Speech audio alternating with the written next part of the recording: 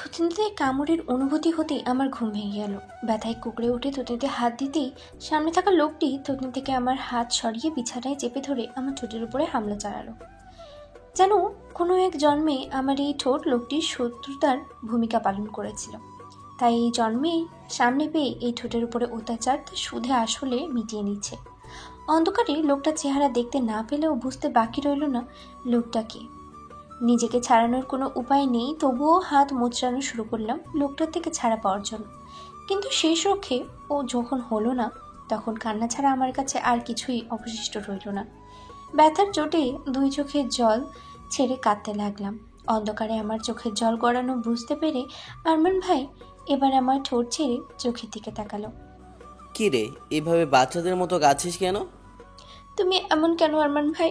সবসময় আমায় ব্যথা দাও খালি। চুমু যদি দেবে তো একটু ভালোবেসেই তো দিতে পারো। আমার কথায় এবার আরমান ভাই আমার উপর থেকে উঠে বসলো। আমাকে কি তোর পাগল মনে হয়? ভালোবেসে চুম খাবো তো আবার তোকে? মিতু, নিজেকে কি তুই খুব বড় হিরোইন ভাবিস যে তোকে ভালোবেসে চুমু খেতে হবে? ভাইও ওঠার সাথে সাথে আমিও উঠে বসে টেবিল ল্যাম্পটা জ্বালিয়ে দিলাম। তারপর মিনমিন করে বললাম, যদি ভালোই না বাসো তাহলে বারবার কেন এত কাছে আসো যন্ত্রণা দেওয়ার জন্য? কারণ তোর মতো হ্যাংলা মেয়েকে শুধু যন্ত্রণা দেওয়ারই ইচ্ছে করে, ভালোবাসতে নয়। কথাটা বলতে বলতেই ওনার নজর পড়ে আমার টেবিলে থাকা দুধের গ্লাসটায়। আরে তুই তো দেখি দুধটাও খাসনি, তাই তো বলি তোকে দিন দিন আমার এত পিচ্ছি পিচ্ছি কেন লাগে? দুধ না খেলে কি আর কেউ বড় হয়? কথাটা বলেই উনি দুধের গ্লাসটা নিজের হাতে নিলেন। দুধ দেখতেই আমার নাক মুখ কুঁচকে এলো। আমি নাক ছিটকে বললাম, ইয়াক, আমি খাই না, গন্ধ লাগে। আচ্ছা দেখি কেমন গন্ধ লাগে। বলেই আরমান ভাই ওনার এক হাতের আঙ্গুলগুলো দিয়ে আমার দুই গাল খুব শক্ত করে চেপে ধরে জোর করে গ্লাসের দুধটুকু খাওয়াতে লাগলো। গ্লাসে থাকা দুধের শেষ বিন্দুটুকু ফুরাতে ভাইয়া আমায় ছেড়ে দিল। ছাড়া পেয়ে আমি জোরে জোরে শ্বাস নিতে লাগলাম, সাথে বমি বমি ভাবটাও চলে এলো। ইস, কি গন্ধ, ইয়াক। ও মা, মাত্র চুমুকে তোর এই অবস্থা? এখনো তো কিছুই করলাম না। ভাইয়ার কথার আগাগোড়া কিছু বুঝতে না পেরে তার দিকে ভ্রু কুচকে তাকালাম, কিন্তু ভাইয়া আমার চাহনিতে কোনো পাত্তা না দিয়ে বিছানা ছেড়ে উঠে চলে যেতে যেতে বলল, মাঝরাতে দরজা এইভাবে হা করে রাখলে শুধু আমি কেন, যে কোনো ছেলেই নিজের কামনাটা মেটাতে তোর ঘরেই চলে আসবে। কথাটা বলেই খুব জোরে দরজাটা লাগিয়ে চলে গেল। আর আমি বোকার মতো তার যাওয়ার দিকে তাকিয়ে রইলাম। সামান্য দরজা খোলা রেখেই বলে ভাইয়া আমার সাথে এমন করলো। সকালের মিষ্টি রোদ চোখে পড়তেই ঘুম ভেঙে গেল আমার। এই রোদটা সবসময়ই আমার সাথে শত্রুতা পালন করে। সকাল হতে না হতেই ঘুম ভাঙিয়ে দেয়, অসহ্য। কোনো রকম নিজেই নিজের শরীরটাকে ঠেলতে ঠেলতে ওয়াশরুমে চললাম। ফ্রেশ হয়ে বেরিয়ে ড্রেসিং টেবিলের সামনে দাঁড়াতেই কাল রাতে ভাইয়ার করা অত্যাচারের ফলাফল বুঝতে পারলাম। ঠোঁট ফুলে মৌচাক হয়ে গেছে, অনেকটা জায়গা কেটে রক্তও জমে গেছে। ইস, রাক্ষস একটা! আমার সুন্দর ঠোঁটটার কি অবস্থা করে দিল। এখন আমি এই নিয়ে বাইরে কি করে যাব? কান্না পাচ্ছে, ভীষণ কান্না পাচ্ছে। কোনোরকম কান্না আটকাতে টেবিলের উপরে ধপ করেই বসে পড়লাম। কিছু একটা করতে হবে।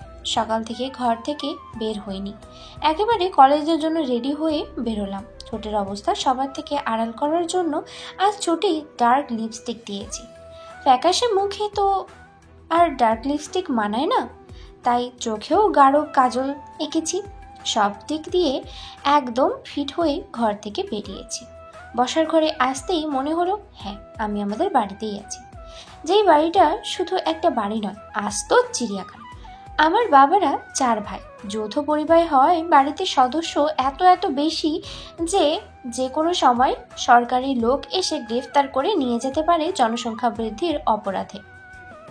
আমার বড় আব্বুর ছেলে আরমান ভাই আমাদের সব কাজিনদের থেকে বড়, আর আমার থেকে প্রায় 8 বছরের বড়। আর ছোট বোন লিজা আপু আর আমার থেকে 5 বছরের বড়। এই মুহূর্তে সে শ্বশুরবাড়ি বাচ্চা কাচ্চা সামলাচ্ছে। আমি টেবিলের সামনে আসতেই থমকে গেলাম। সামনেই ভাইয়া খুব মনোযোগ দিয়ে পাউরুটি খাচ্ছে। ইস, প্রতিদিনের মতো আজও 100 ভোল্টের ক্রাশ খেলাম। সাদা শার্টটা যেন তার সৌন্দর্য দ্বিগুণ বাড়িয়ে দিয়েছে। গালের খোঁচা খোঁচা দাড়িগুলো দেখলে মনে হয় যেন ওনার গালের জন্যই এই দাড়ি। আর চোখগুলো উফ, দেখলেই ছুঁয়ে দেওয়ার ইচ্ছে করে। একটা লোক এতটা সুন্দর কি করে হয়? একটু কম সুন্দর হলে কি হতো? কি অ্যাটিটিউড! পরিবারের বড় ছেলে যেমন অ্যাটিটিউড, তেমনই হ্যান্ডসাম, তেমনই দায়িত্ববোধ সম্পন্ন। এই চিড়িয়াখানার মতো বাড়িতে বড় হওয়া সত্ত্বেও যে মানুষটা এতটা গম্ভীর হতে পারে তা ভাইয়াকে না দেখলে জানতেই পারতাম না। ভাইয়াকে পর্যবেক্ষণ করতে করতেই তার সামনে চেয়ার এসে টেনে বসে পড়লাম। আমার পাশে আমার সেজো কাকুর মেয়ে ছায়া, আমার থেকে 1 বছরের ছোট। তার পাশে তার বড় ভাই আরিফ, আমার থেকে 2 বছরের বড়। আর টেবিলের এক পাশে বসেছে নিজেদের মতো আমার ছোট কাকুর 10 বছরের 2 যমজ মেয়ে আর 8 বছরের এক ছেলে। এই তিনজনে সব সময় খুঁটিনাটি লেগেই থাকে।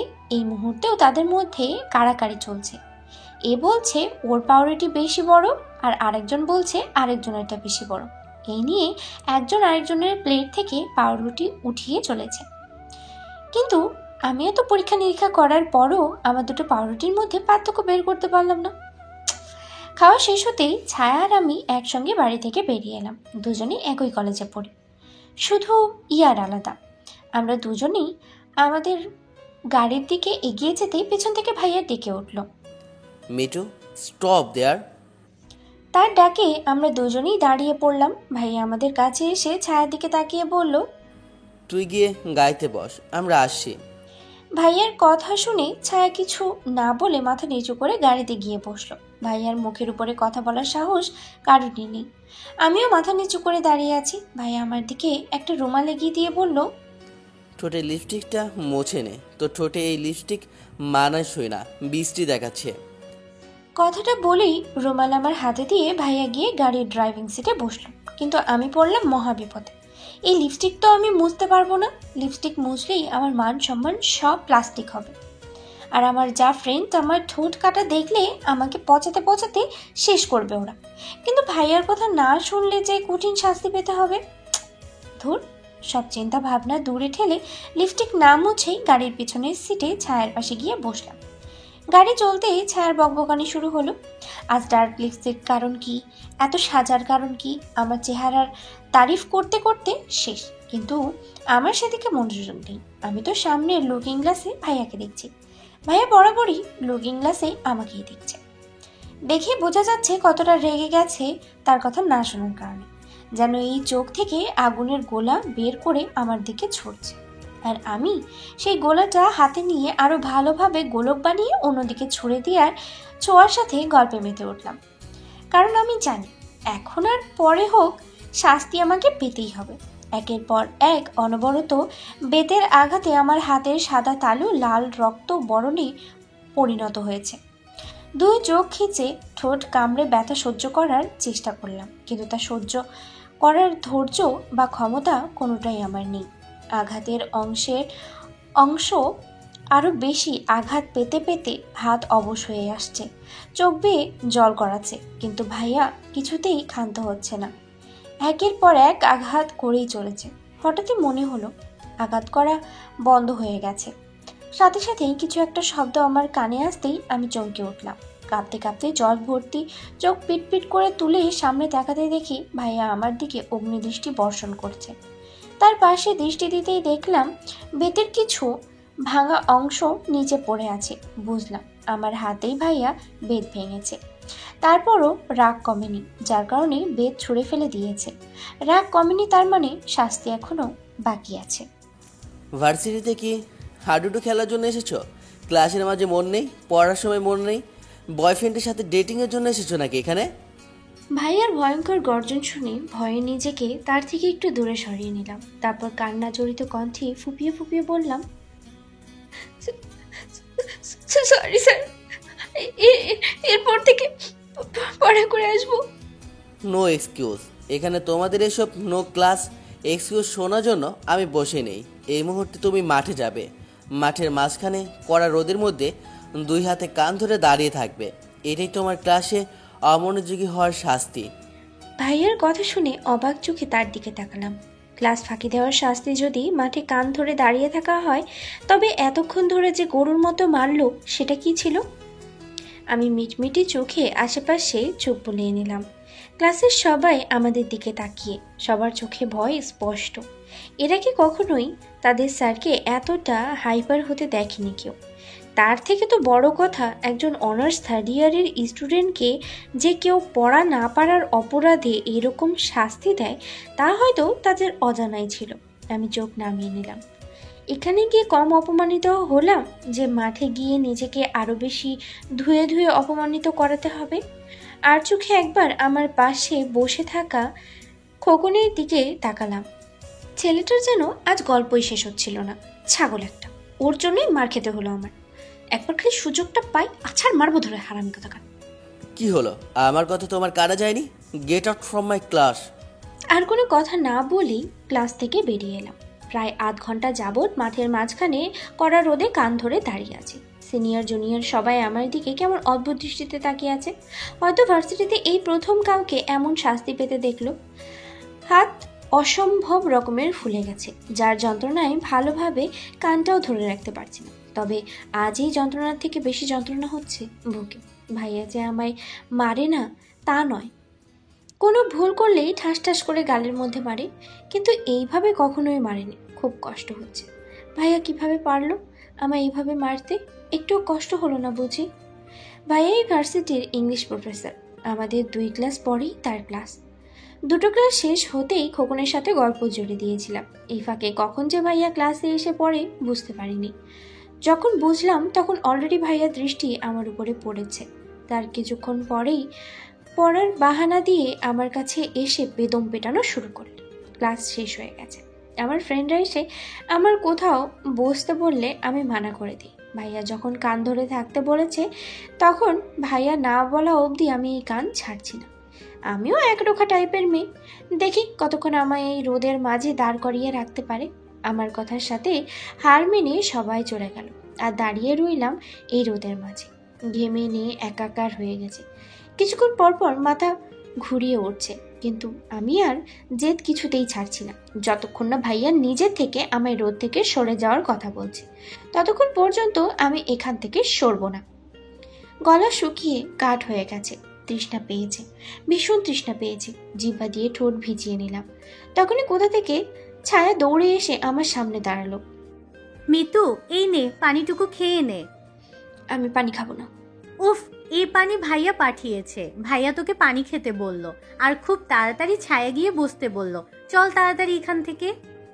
ছায়ার কথায় আমি কান ছেড়ে ভাইয়ার কেবিনের দিকে তাকালাম। ভাইয়া তার কেবিনের সামনে 2 হাত পকেটে রেখে আমার দিকে তাকিয়ে আছে। তাকে দেখেই আমার চোখের বাঁধ ভাঙলো। হয়তো খুব বেশি অভিমান জন্মে গেছে মানুষটার উপরে। গাছের নিচে বসে আছি, আর চোখের জলেরা ভীষণ অবাধ্য হয়ে গেছে। কিছুতেই আটকাতে পারছি না। আমার পাশে বসে আমার বন্ধুরা আমাকে সান্ত্বনা দিয়েই চলেছে। তখনই খোকন আমার দিকে তার রুমাল এগিয়ে দিল চোখের পানি মুছে নেওয়ার জন্য। আমিও সুযোগ পেয়ে রুমালে চোখের পানি, শুদ্ধ নাকের পানিটাও ছেড়ে দিলাম। নাকটা অনেকক্ষণ ধরেই শিরশির করছিল। ছাদের এক কোণে দাঁড়িয়ে মেঘেদের লুকোচুরি খেলাটা দেখছি। কি অদ্ভুত এই আকাশ! মানুষের থেকে কত দূরের থেকেও তাদের সুখ, কষ্ট, আবেগ, অনুভূতি কত সহজেই আপন করে নিতে পারে। কত সহজেই একটা মানুষ ওই আকাশটাকে নিজে থেকেও বেশি ভরসা করে ফেলে। যেই কষ্টটা সবার সাথে ভাগ করতে পারে ওই আকাশের সাথে তা ভাগ করে নেয়। আর ওই আকাশ নিঃস্বার্থভাবে সব কিছুর ভাগ নিয়ে থাকে। যেমন আজ আমার ভিতরের সকল অভিযোগ এই আকাশ একের পর এক শুনেই চলেছে। কখনো তো আরমান ভাইয়ের প্রতি থাকা অভিযোগগুলো তাকে শোনাতে পারি না, আজও পারিনি। তাই আজও এই অভিযোগ শোনানোর মতো এই আকাশ ছাড়া আর কেউই নেই। 2 চোখ বন্যায় ভাসছে। আজ ভাইয়া যেভাবে কলেজে সবার সামনে আমায় অপমান করলো, সেটা না করলেও পারত। সামান্য তার কথা মানিনি বলে এইভাবে শাস্তি দিলেন আমায়। আসলে কি এই শাস্তিটা আমার প্রাপ্য ছিল? ভাইয়া আমায় কখনো বোঝেনি, না বোঝার চেষ্টাই করেছে। একবারও ভাবলো না কেন আমি তার কথাটা মানলাম না? ভাববে কেন? যখন ভালোবাসেই না তখন বুঝতে যাবে কেন? আমি পাগলের মতো তার পেছনে ছুটেছি, আর ছুটবো না। খুব অভিমান জন্মেছে, খুবই। কখনো কথা বলবো না তার সাথে, আর কখনো না। ছাদে রাতের আকাশ দেখতে দেখতে আমি নিজের ভাবনায় বিলীন ছিলাম। তখন হঠাৎ করে মনে হলো আমি হাওয়ায় ভাসছি। ভয়ে আমি হাতের কাছে যাই পেলাম সেটাই খামচে ধরলাম। মুহূর্তেই হাত ব্যথাটাও নাড়া দিয়ে উঠল। নিজেকে সামনে তাকাতে দেখি ভাইয়া। আমি ভাইয়ার কোলে, সাথে সাথেই তার থেকে মুখ ফুরিয়ে নিলাম। কোনো কথাই বলবো না আজ তার সাথে। তবে আমার মুখ ফুরিয়ে নেওয়াতে আরমান ভাইয়ের কোনো হেলদোল হলো বলে মনে হলো না। সে নিজের মতো সামনে তাকিয়ে আমায় নিয়ে আমার রুমে দিয়ে এলো। আমাকে বিছানার উপরে বসিয়ে ভাইয়া আমার সামনে টুল টেনে বসে আমার দিকে তীক্ষ্ণ দৃষ্টি নিক্ষেপ করল। আমি সেদিকে না দেখার ভান করে উঠে চলে যেতে চাইলে আরমান ভাই আমার হাত ধরে নিজের সামনে বসিয়ে নিল। আমার হাত ধরায় আমি ব্যথায় কুঁকড়ে উঠলাম, কিন্তু ভাইয়া সেদিকে ভ্রুক্ষেপ না করে আরো শক্তভাবে চেপে ধরল আমার হাত। এবার আমার প্রাণ যায় অবস্থা। কে যেন বলেছিল তোকে, ভালোবাসার মানুষের দেওয়া ব্যথা যতটা গভীর হবে ভালোবাসাও ততটা গভীর হবে। তাই তো হাতে এখন পর্যন্ত মলম লাগাসনি, তাই না? ভাইয়া ছাড়ো, লাগছে আমার। কেন, ব্যথা সহ্য করার ক্ষমতা নেই? আমি এবার কোনো কথা বলার অবস্থাতেই রইলাম না, ভ্যা করে কেঁদে দিলাম। এই চুপ, একদম চুপ। এইসব ন্যাকামো করে তুই তোর বয়ফ্রেন্ডের কাছে সিম্প্যাথি পাবি, আমার কাছে নয়। আরমান ভাইয়ের কথা শুনে এবার আমি ব্যথা ভুলে তার দিকে ফেলফেলে দৃষ্টিতে তাকালাম। আরও আমার হাত ঝটকা মেরে ছেড়ে দিয়ে পকেট থেকে মলম বের করে আমার দিকে এগিয়ে দিল। নে, হাতে লাগিয়ে নে এটা। লাগাবো না। লাগাবো না শুনেছো তুমি, লাগাবো আমি। বলেই বিছানা থেকে উঠে চলে আসতে চাইয়ে ভাইয়া পেছন থেকে উঠে আমার হাত হ্যাচকা টান দিতে আমি টাল সামলাতে না পেরে ভাইয়ার বুকের উপরে পড়লাম। এই সুযোগে ভাইয়া এক হাতে আমার কোমর জড়িয়ে নিজের সাথে মিশিয়ে নিল। ভাইয়ার এত কাছে আসার কারণে আমার দম বন্ধ হয়ে আসার অবস্থা। ভাইয়ার উষ্ণ শ্বাস আমার মুখের উপরে পড়ছে, যা আমার ভেতরে তোলপাড় শুরু করেছে। আমি ধীরে ধীরে নিজেকে ছাড়িয়ে নেওয়ার চেষ্টা করতেই ভাইয়া এবার আমাকে নিজের শরীরের সাথে ভীষণভাবে জড়িয়ে নিল। আমি আর ভাইয়ার চোখে চোখ মেলানোর অবস্থায় রইলাম না। ভাইয়ার এত কাছে আসাতে অসুস্থতে আমার দম যায় অবস্থা। ভাইয়া প্লিজ দূরে যাও, আমার অস্বস্তি হচ্ছে। আমি কাছে এলে বুঝি তোর অস্বস্তি হয়? খোকন যখন তোর ক্লোজ হয় তখন অস্বস্তি হয় না? এখানে খোকন কোথা থেকে আসছে? এসেছে, আসার কারণ আছে বলে এসেছে। এই মেয়ে এত বেখেয়ালি কেন তুই? কে তোর দিকে কোন নজরে তাকাচ্ছে সেটাও তুই বুঝিস না।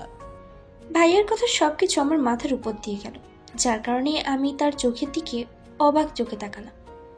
আমার চাহনি দেখে ভাইয়া এক হাতে আমার পেছনের চুল আঁকড়ে ধরে আমার ঠোঁটের কাটা অংশে তার ঠোঁটের আলতো পরশ এঁকে দিল। ভাইয়ার স্পর্শে আমি কেঁপে উঠলাম, পুরো শরীরে যেন বিদ্যুৎ খেলে গেল। আবেশে চোখ করতেই অনুভব করলাম ভাইয়া আমার ঠোঁট নিজের দখলে নিয়ে নিয়েছে। এবার যেন আমার পুরো শরীর অবশ হয়ে আসছে। তারপর ও নিজেকে ভাইয়ার বাঁধন থেকে ছাড়ানোর জন্য তার বুকে মৃদু ধাক্কা দিচ্ছে, কিন্তু এতে করে ভাইয়া আরো বেশি আমাকে নিজের গভীরে ডুবিয়ে নিয়ে যাচ্ছে। এবার আমি আর নিজেকে ছাড়ানোর চেষ্টা করলাম না, ডুবে গেলাম তার ভালোবাসার পরশের মাঝে। যতই অভিমান করি না কেন, ভালো তো এই মানুষটাকেই বাসি। বেশ কিছুক্ষণ পরে ভাইয়া আমার ঠোঁট ছেড়ে গলায় নেমে গেল। গলার নিচে থাকা আমার কালো তিলটাকে একটু জোরেই কামড় বসাতে আমি ব্যথায় কুঁকড়ে উঠলাম। ভাইয়া এবার আমার গলা থেকে মুখ তুলে আমার চোখের দিকে তাকিয়ে মাতাল করা কণ্ঠে বলল, আমি চাই না আমার জিনিস অন্য কারোর বাজে নজরে পড়ুক। নিজের জন্য নয়, আমার জন্য তো নিজের খেয়াল রাখতে পারিস। ভাইয়ার কথা শুনে আমার বুক ধক করে উঠল। এই প্রথমবার ভাইয়া আমায় নিজের বলেই সম্বোধন করল। ভালোবাসো আমায়? কথাটা বলেই ভাইয়ার চোখে তাকালাম উত্তর খোঁজার চেষ্টায়, কিন্তু আরমান ভাই আমার সব চেষ্টায় জল ঢেলে আমায় বিছানার উপরে ছুঁড়ে ফেলে বলল, বয়স কত তোর? হ্যাঁ, এই বয়সে প্রেম পীড়িতের কথা ভাবিস? লজ্জা করে না? আগে বড় হয়ে নে, তারপর না হয় এইসব কথা বলতে আসিস। আর তার আগে হাতে মলমটা লাগিয়ে নে। এটাও তুমি নিজে লাগিয়ে দেবে না? মারার সময় তো নিজে হাতেই মেরেছিলে। চাকর নই তোর যে মলম লাগিয়ে দেব। ইচ্ছে হলে মলম লাগা, না হলে ছুঁড়ে ফেলে দে, ড্রাফার কোথাকার। কথাটা বলেই কটকট করে রুম থেকে বেরিয়ে গেল আরমান ভাই। আমি অবাকের চরম সীমায়। কি এমন বললাম যার কারণে এত রাগ দেখালো?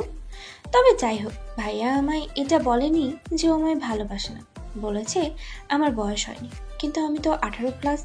আর কত বড় হতে হবে আমায়? আর যদি প্রেম করারই বয়স হয়নি, তাহলে যে ও আমায় এইভাবে যখন তখন চুমু খায় সেটার বয়স হয়েছে আমার? ধুর বাবা, যতই ভাবছি ততই কনফিউশন। আর ভাববো না, তাতে যা হয় হোক, আমার কি। আমি তো জানি আরমান ভাই আমায় কতটা ভালোবাসে, শুধু সেটা মুখেই স্বীকার করেন। আর আমি তো তার মুখ থেকে শোনার জন্য পাগল হয়ে আছি। ইস, যখন ভাইয়া আমায় ভালোবাসে বলবে, তখন আমার অনুভূতিটা কেমন হবে ভাবতেই গা শিরশির করে উঠছে। সকাল হতেই আমি আরমান ভাইয়ের ঘরে উকি মারা শুরু করলাম।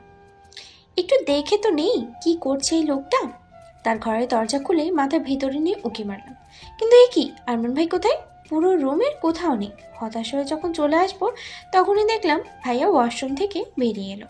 হাতের টাওয়ালটা দিয়ে মাথার চুলগুলো ঝাড়ছে, খালি বুকে একটা কাঁচা হলুদ গ্যাভার্ডিংয়ের প্যান্ট পরা অবস্থায় রয়েছে। গোসল করার পরই একটা লোককে বুঝি এত সুন্দর লাগে?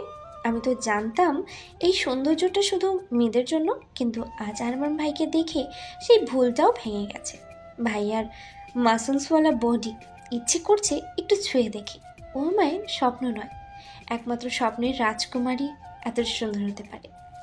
ভাইয়া ওয়াশরুম থেকে বেরিয়ে কাবার্ডের দিকে এগোতেই আমার মাথায় দুষ্টবুদ্ধি খেলে গেল। ভাইয়ের কাবার্ড খুলতেই আমি তার হাতের নিচ দিয়ে গিয়ে সোজা তার সামনে দাঁড়ালাম।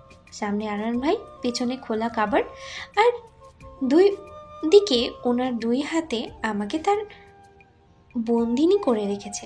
নিজেকে তার বন্দিনী করতে পেরে সত্যি আজ নিজের প্রতি ভীষণ গর্বিত অনুভব হচ্ছে। তুই কেন, অন্য কারোর আসার কথা ছিল বুঝি? আমার কথা শুনে আরমান ভাই চোখ মুখ শক্ত করে আমার দিকে এক কদম এগিয়ে বলল, তুই আমার ঘরে কি করছিস? এই কথায় কথায় এরকম আমার কাছে আসার বাহানা একদম খুঁজবে না বলে দিচ্ছি। আমার কথায় ভাইয়া ভ্রু আরো বেশি কুঁচকে গেল। তুমি আমার অনেক ক্ষতি করেছো। আচ্ছা, কি কি ক্ষতি করেছিস শুনি? তাতে দাঁত চেপে কথাটা বলতেই আমি আমার ঠোঁট, গলা আর হাত দেখিয়ে বললাম, দেখো কত কত জায়গায় ক্ষত করেছো তুমি আমার। ভীষণ ব্যথা হচ্ছে আমার, আর তাই আমাকে ব্যথা দেওয়ার অপরাধে আজ পানিশমেন্ট পেতেই হবে। হোয়াট? পানিশমেন্ট? তা আবার আমি? হ্যাঁ তুমি, একটু দূরে গিয়ে দাঁড়াও। আরমান ভাইয়ের বুকে এক আঙ্গুল রেখে তাকে একটু দূরে সরিয়ে দিয়ে আমি উল্টো ঘুরে কাবার্ডের কাপড় এদিকে ওদিকে করা শুরু করলাম। কি করছিস কি মিতু তুই? আমার কাপড় চোপড় এভাবে অগোছালো করছিস কেন? আমি ভাইয়ার কথায় কান না দিয়ে কাপড় অগোছালো করতে ব্যস্ত হয়ে রইলাম। প্রায় বেশ কিছুক্ষণ খোঁজার পরে আমি একটা ফ্যাকাশে রঙের শার্ট হাতে ভাইয়ের দিকে ঘুরে দাঁড়ালাম। আজ এই শার্টটা পরে তুমি ভার্সিটিতে যাবে, আমার পছন্দের রঙ। তুই কোন জাতের চোখ নিয়ে ঘোরাফেরা করিস? এটাও কারো পছন্দের রং কি করে হতে পারে? আমি কিচ্ছু জানি না, তুমি এটা পরবে মানে এটাই পরবে। ইম্পসিবল, আমি এটা পড়তে পারবো না, শহর আমার সামনে থেকে। আচ্ছা, কি করে না পড়ো আমিও দেখি। বলেই কাবার্ডের লকে লেগে থাকা চাবিটা ঘুরিয়ে কাবার্ড লক করে চাবি খুলে হাতে নিয়ে আরমান ভাইয়ের সামনে থেকে সরে এলাম। এবার আপনি কি পরবেন? এই শার্ট ছাড়া আপনার কাছে কোনো উপায় নেই। মিতু, খুব বাড়াবাড়ি করছিস কিন্তু। চাবি দে আমাকে। না, দেব না। মিতু, স্টপ দেয়ার। চাবি আমায় দে, নয়তো খুব খারাপ হয়ে যাবে কিন্তু। যা হওয়ার হোক, আমি চাবি দেব না মানে দেব না। আরমান ভাই আমাকে ধরার চেষ্টা করছে, কিন্তু আমি কখনো টেবিলের আড়ালে যাচ্ছি তো কখনো বিছানার আড়ালে। আমি জানি এই ঘরে থাকলে আমায় ধরা পড়তেই হবে, তাই আমি সুযোগ বুঝে ঘর থেকে বের হওয়ার জন্য দরজার দিকে পা বাড়াতেই পেছনে কেউ আমার হাত ধরে হ্যাঁচকাটানে সোজা পাশের দেয়ালে চেপে ধরে। হঠাৎ এমন হয় আমি ভয় পেয়ে যাই। ভয়ের চোটে আপনি থেকেই দুই চোখ বন্ধ হয়ে আসে। কিছুক্ষণের মধ্যেই নিজেকে সামলে পিটপিট করে চোখ খুলতে দেখি আমি আরমান ভাইয়ের কবলে পড়েছি। আরমান ভাই আমার দুই হাত দুই পাশে দেয়ালে চেপে ধরে আমার খুব কাছে এসে দাঁড়িয়ে আছে। বুঝলাম এবার আমার রক্ষে নেই। বলেছিলাম দাঁড়াতে, না হয়তো খুব খারাপ হয়ে যাবে। সরি। তোর সরি দিয়ে আমি কি করব? বলেই আমার হাত থেকে চাবিটা নিয়ে নিল। তোকে আমি পরে দেখে নেব। কথা বলেই আরমান ভাই আমাকে ছেড়ে খাবারের দিকে যেতে লাগলো। তখনই রুমের ভেতরে দরজা খুলে কাউকে ঢুকতে দেখে আমি চমকে উঠলাম। দরজা খুলে বড় মা ঘরের ভিতরে আসতেই দরজার সামনে আমায় দাঁড়িয়ে থাকতে দেখে কিছুটা অবাক হয়ে প্রশ্ন করলো, কে রে মিতু, তুই এখানে কি করছিস? বড় মার প্রশ্নের উত্তর কি দেব ভেবে না পেয়ে মাথা চুলকাতে লাগলাম। উম, আসলে বড়মা, আমি আমি আরমান ভাইকে খেতে যাওয়ার জন্য ডাকতে এসেছিলাম। ও, ডাকা হয়ে গেছে। এবার যা এখান থেকে। আর শোন, আমার খেতে ডাকার জন্য আমি আছি। তোকে এত কষ্ট করতে হবে না, বুঝেছিস? জি বড়মা। মাথা নিচু করে কথাটা বলেই ঘর থেকে বেরিয়ে এলাম। যাক বাবা, বেঁচে গেছি। তবে ছোটবেলার একটা জিনিস খুব ভালোভাবেই লক্ষ্য করেছি আমি। কেন জানি বড়মা সবসময় আমায় এড়িয়ে চলে, বেশি কথাই বলে না। আর যদিও একটু একটু কথা, তাও সবসময় খিচখিচ করে। ধুর, এসব কথা আমি কেন ভাবছি? বড়মার স্বভাবই তো খিচখিচ করা, সবার সাথেই করে। তবে আমার টেনশন হচ্ছে আরমান ভাইকে নিয়ে। ভাইয়া আজকেও ভার্সিটিতে টিপ টিপ হয়ে যাচ্ছে, আর ভার্সিটির মেয়েরা চকোলেটের মতো চিবিয়ে চিবিয়ে খাবে। অসহ্য। ভার্সিটির জন্য রেডি হয়ে বসার ঘরে আসতেই আমার চোখ ছানা পড়া। একই দেখি আমি, এই যে ভাইয়া আমার দেওয়ার শার্টটাই পরে আছে। এই মুহূর্তে আমার লুঙ্গি ডান্স দেওয়ার ইচ্ছেটা ভেবে যে উনি আমার পেছনে পছন্দের শার্টটাই পরেছে, সেটা যতই খারাপ হোক না কেন, কিন্তু এই মুহূর্তে আমার রাগ হচ্ছে, ভীষণ রাগ হচ্ছে। বেছে বেছে একটা ফ্যাকাশে রঙের শার্ট বের করেছিলাম যাতে ভাইয়াকে প্রতিদিনের মতো হ্যান্ডসাম না দেখায়, কিন্তু এখন তো দেখছি ভাইয়াকে এই রংটায় এমনভাবে খাপ খেয়েছে যেন কোনো ফিল্মের হিরো। ধুর বাবা, সব মেহনতি পানি হয়ে গেল। রাগে গজগজ করতে করতে খেতে বসলাম, কিন্তু খাবার গলা দিয়ে কিছুতেই নামলো না। বারবার ভাইয়ার দিকে চোখ যাচ্ছে, আর তার চোখে চোখ পড়তেই সাথে সাথে চোখ নামিয়ে নিচ্ছে। খাওয়া শেষ হতেই ভাইয়া বেরিয়ে গেল, আর পিছু পিছু আমি আর ছাড়া হয়ে বেরালাম। ভার্সিটিতে পৌঁছে গাড়ি থেকে নেমে চলে আসবো, তখনই ভাইয়া পিছনে ডাকলেন। আমি পিছু ফিরে দেখি আনন্দ ভাই গাড়িতে হেলান দিয়ে দুই হাত বুকে ভাঁজ করে আমার দিকে বাঁকা হেসে তাকিয়ে আছে। তোর পছন্দ আছে বলতে হবে। সত্যি শার্টটা একদমই পারফেক্ট আমার জন্য, তাই না? খুব বুঝলাম ভাইয়া যে আমাকে পচাচ্ছে তা খুব ভালো করেই বুঝলাম। তাই নিজের মাথার চুল নিজেই ছিঁড়তে ছিঁড়তে ভার্সিটির ভিতরে চললাম। নিজের উপরে রাগ হচ্ছে, কেন যে ওই শার্টটা বের করতে গেলাম কে জানে। ভার্সিটিতে প্রবেশ করতেই চোখ গেল সামনের মাঠে। খোকন তার বন্ধুদের সাথে আড্ডা দিচ্ছে। হারামজাদা আমার উপরে বাজে নজরে তাকাচ্ছে। এ তো আজ একটা হেনস্থ করেই ছাড়বো। এর জন্যই কালামে ভাইয়া সবার সামনে এত এত অপমান করেছিল। নিজের গলার ওড়নাটা ঠিক করতে করতে তার দিকে এগোলাম। বলা যায় না এই ছেলে আবার আমার দিকে নজর নিক্ষেপ করতে পারে। ভালো করে ওড়না কোমরে বেঁধে খোকনের কাছে গিয়ে কোনো কথা ছাড়াই উড়াধুরা পিটাতে শুরু করে দিলাম। হতচ্ছাড়া শয়তান কথাকার, মেয়েদের দিকে বাজে নজরে তাকানো, তাই না? আজ দেখাচ্ছি মজা তোকে। আজ তোকে আমার হাত থেকে কেউ বাঁচাতে পারবে না। এই নে, এই নে, এটাও নেই, এটাও নেই, সাথে আর এটাও নেই, বোনাস, আর এটাও নেই, আরও নেই। মুখে যা আসছিল তাই প্রলাপ বকতে বকতে বেদম পিটিয়ে যাচ্ছি তাকে। শরীরের সর্বশক্তি দিয়ে পেটাচ্ছি। সবাই আমাকে আটকানোর চেষ্টা করছে, কিন্তু আমি আমার হাত ধরলে পা দিয়ে মারা শুরু করছি। কিছুতেই আজ ছাড়বো না ওকে। মেয়েদের দিকে বাজে নজরে তাকানো সারা জীবন এর জন্য ঘুচিয়ে দেবো আজ আমি। নিকৃষ্ট পানি কোথাকার। আমি খুব তৃপ্তি নিয়ে খোকনকে পিটিয়ে যাচ্ছি। এমন সময় আমার হাতে হেঁচকা টান অনুভব করলাম। তাল সামলাতে না পেরে কিছু একটার উপরে হুমড়ে খেয়ে পড়লাম। নিজেকে সামনে তাকাতেই দেখি আমি আরমান ভাইয়ার বুকে পড়ে আছি। ভাইয়া দাঁতের দাঁত পিষে আমার দিকে তাকিয়ে বলল, মন ভরেছে? না ভরেনি, আমি ওকে আরো কয়েক ঘা মারবো। বলেই ভাইয়ার থেকে নিজেকে ছাড়াতে চাইলে ভাইয়া আরো জোরে আমার হাত চেপে ধরে। কিন্তু ওর ভরে গেছে। ভাইয়ার কথা আগাগোড়া কিছু না বুঝে তার দিকে ফ্যালফ্যালে দৃষ্টিতে তাকালাম। স্টপ ইট কোথাকার। যখন শরীরে বিন্দুমাত্র শক্তিই নেই, তখন এই শরীর নিয়ে একটা ছেলেকে মারতে এসেছো কি তার তৃপ্তি মেটানোর জন্য? ভাইয়া কথাটা একটু আস্তে বলাই সবার কানে কথাটা না গেলেও আমার কাছে কথাটা একটা কারেন্টের শকের মতো লাগলো। অবাক হয়ে খোকনের দিকে তাকাতেই আমার চোখ কপালে উঠল। এই ছেলেকে আমি এক্ষুনি মেরে মেরে আধমরা করলাম, সে এইভাবে ফিট হয়ে দাঁড়িয়ে আছে কি করে? তাও আবার ঠোঁটের উপরে হাত বোলাচ্ছে। ওকে দেখে মনে হচ্ছে ও আমার মার নয়, ছোঁয়াগুলোই অনুভব করেছে। ছোটবেলায় আর হরলিক্স খায়নি, তাই আজ এই অবস্থা। আমি খুবই ইনোসেন্ট মার্কা চেহারা বানিয়ে ভাইয়ার দিকে তাকালাম, যেন একেবারের মতো আর আমায় কোনো শাস্তি না দেয়। কিন্তু ভাইয়া দাঁতে দাঁত চেপে হিস করে বলল, তোকে আমি বাড়ি গিয়ে দেখবো, অনেক হিসেব বাকি আছে তোর সাথে। বলেই গটগট করে চলে গেল। আর আমি অসহায়ের মতো তার যাওয়ার দিকে তাকিয়ে আছি। না জানি বাড়িতে আমার জন্য কি অপেক্ষা করছে। কলেজ থেকে বাড়ি ফিরেই জুই বিথির সাথে আড্ডা দিতে বসেছি। আজ কিছুতেই এদের নিজে থেকে আলাদা করা যাবে না। ভাইয়ার হাত থেকে বাঁচতে হলে আজ এই দুই যমজ বোনই আমার কাছে লাগাতে হবে। সেই বিকেলের থেকে রাত অবধি একেবারের জন্যও নিজেকে ভিড়ের থেকে আলাদা করিনি। জুই, বিথি, মা, বাবা, ছায়া, আরিফ সকলেই আজ আমার উপরে প্রচন্ড বিরক্ত, কারণ আমি কোনো কারণ ছাড়াই কথা বলেই যাচ্ছি। আমি কি বলছি আমি নিজেও জানি না, শুধু জানি আজ যে করেই হোক আমার ভাইয়ার হাতের শাস্তি থেকে বাঁচতে হবে। কিন্তু পুরো সময়টা এমন বকবক করে কাটিয়ে দিলেও রাতের বেলা ঠিকই আমায় আমার ঘরে ঢুকতে হবে।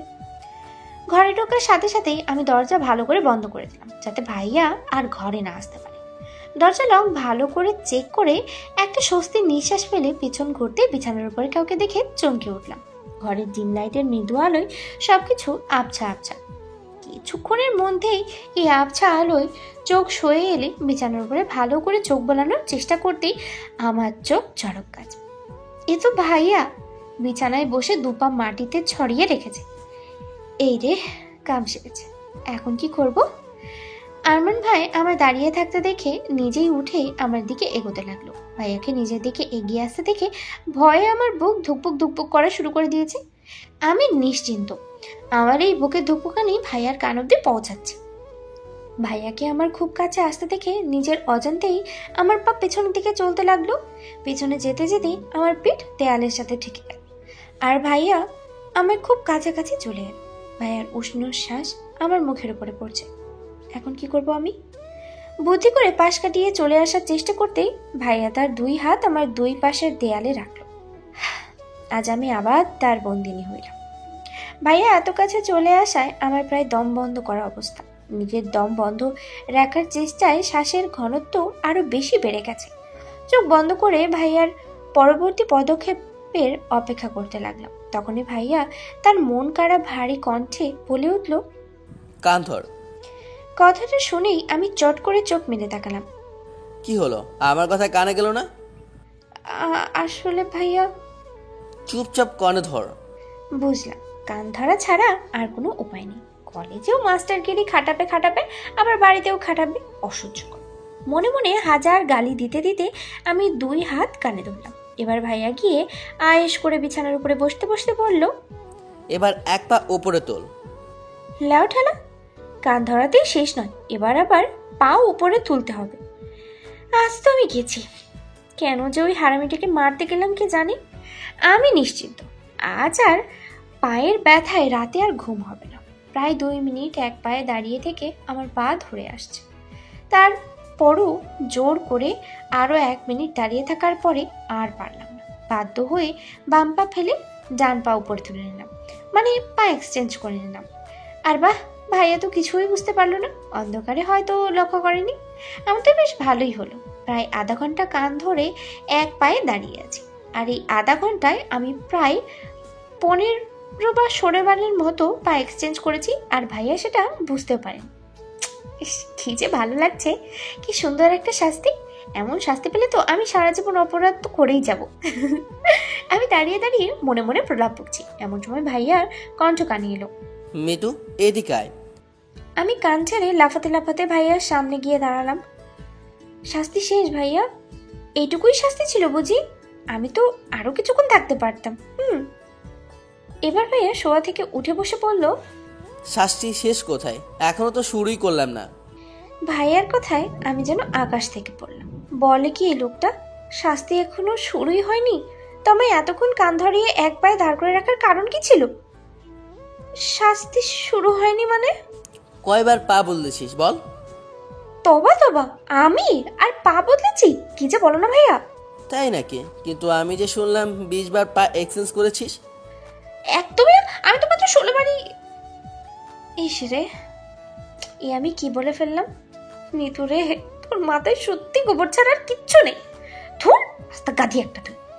নিকিচেকে ইচ্ছে মতো গালিগালাজ দিয়ে চোখ পিটপিট করে ভাইয়ার দিকে তাকালাম।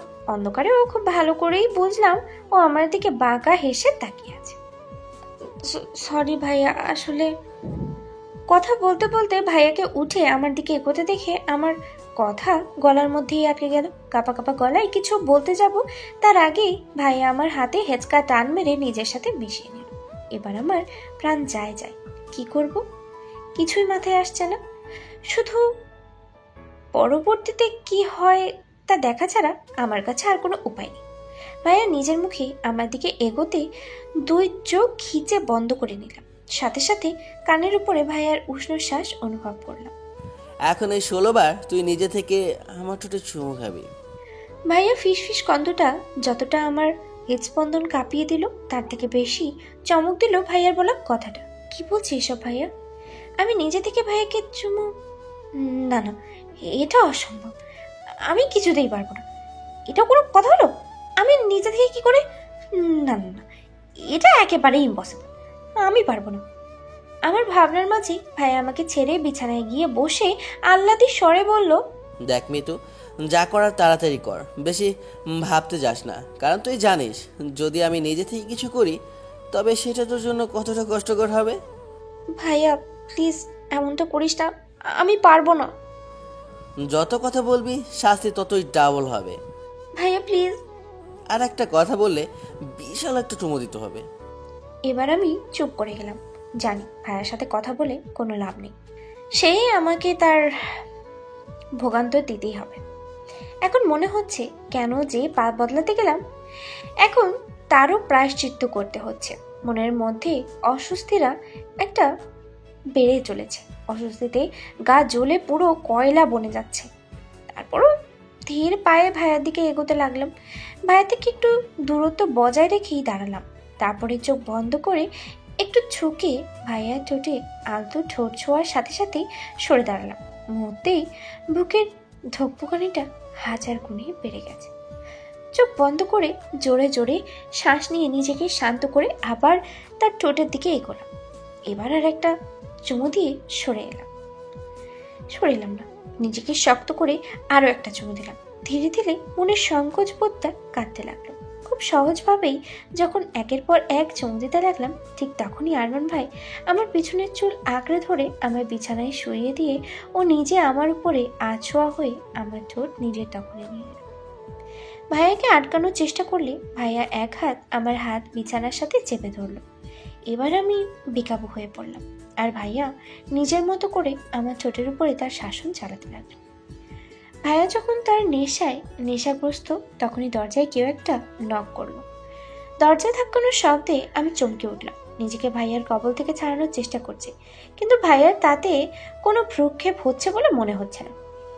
যেন দরজা ধাক্কানোর শব্দ তার কান অব্দি পৌঁছাচ্ছেই না। এদিকে দরজা ধাক্কানোটাও ক্রমাগত বেড়ে এবার মনে হচ্ছে আমি কেঁদেই দিব। কিরকম একটা অবস্থায় পড়লাম আমি। এদিকে আরমান ভাই, অন্যদিকে দরজার পিছনে আগন্তুক। না জানি দরজার পেছনে কে দাঁড়িয়ে আছে, আর যদি সে আমাকে আর ভাইয়াকে এক ঘরে দেখে নেয় তাহলে কেলেঙ্কারিটাই না হবে। বেশ কিছুক্ষণ পরেই ভাইয়া আমায় ছেড়ে উঠে বসলেন, আর আমি ছাড়া পাওয়ার সাথে সাথে এক লাফে উঠে দাঁড়ালাম। দরজা ধাক্কা ক্রমাগত বেড়েই চলেছে। একটা বড় সড়ো ঢোক গেলে ভাইয়ের দিকে অসহায় দৃষ্টিতে তাকালাম। এখন কি হবে? কেউ যদি এত রাতে আপনাকে আমার ঘরে দেখে তাহলে সর্বনাশ হয়ে যাবে। আমি কথাটা যতটা দুশ্চিন্তার সহিত বললাম, ভাইয়া ততটা দুশ্চিন্তা হলো বলে মনে হলো না। খুব আরাম করে পেছনে 2 হাতে ভর করে বসে আয়েশি কণ্ঠে বলল, সো হোয়াট, সর্বনাশ হবে তো তোর, তাতে আমার কি? আমি তো ছেলে মানুষ না, এটা ওটা বলে কাটিয়ে দেব। তবে তোর কি অবস্থা হবে সেটা তুই ভাব। ভাইয়ার কথা শুনে এবার আমার রাগ হলো, প্রচন্ড রকমের রাগ হলো। একটা মানুষ এতটা নিষ্ঠুর স্বার্থপর কি করে হতে পারে? খারাপ, খুবই খারাপ লোক একটা। কেন যে এর ভালোবাসায় হাবুডুবু খেলাম কে জানে। এখন মাছ দরিয়ায় পড়ে পস্তাচ্ছি তো। একদম ঠিক হয়েছে, আমি এটাই ডিজার্ভ করি।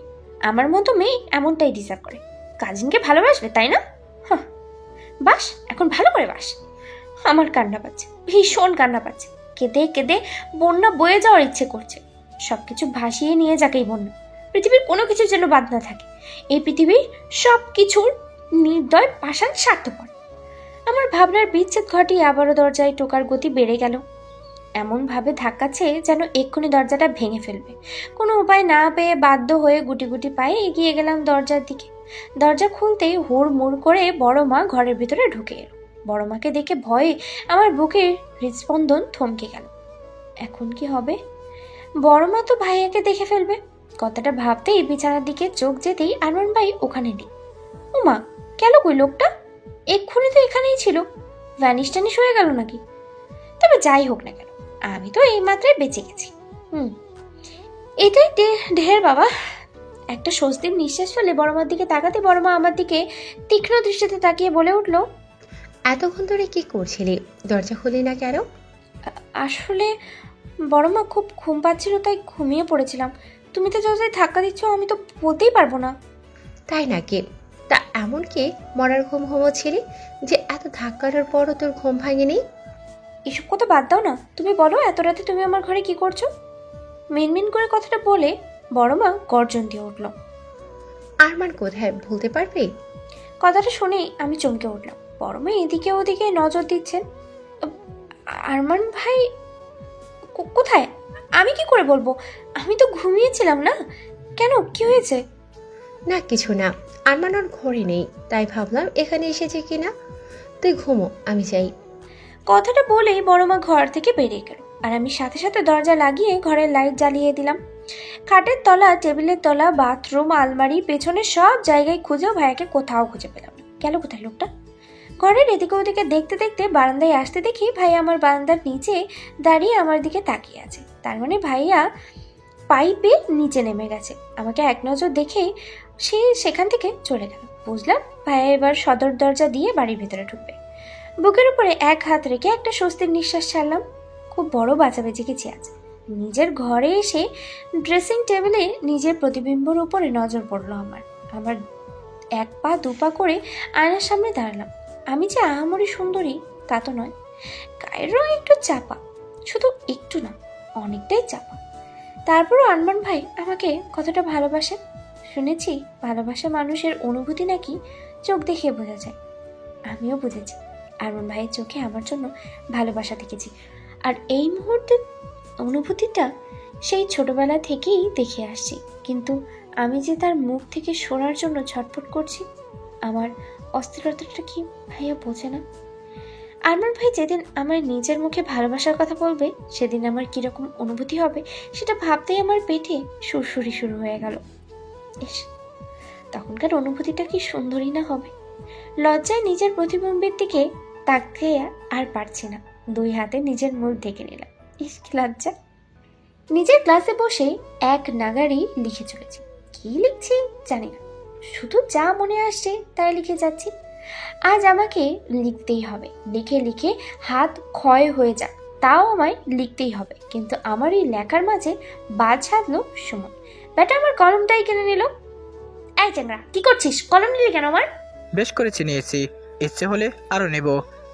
এই কলম কি তোর বাপের সম্পত্তি নাকি? ইচ্ছে হলো আর নিলি? দে আমায়, আমার কলম লিখবো আমি। আহারে, লিখবো আমি? পড়াশোনায় তো লবগন্ডা। এখন ইনি আমাদের লেখালেখি দেখাতে এসেছেন। তা কি লেখাছিলি দেখি একটু?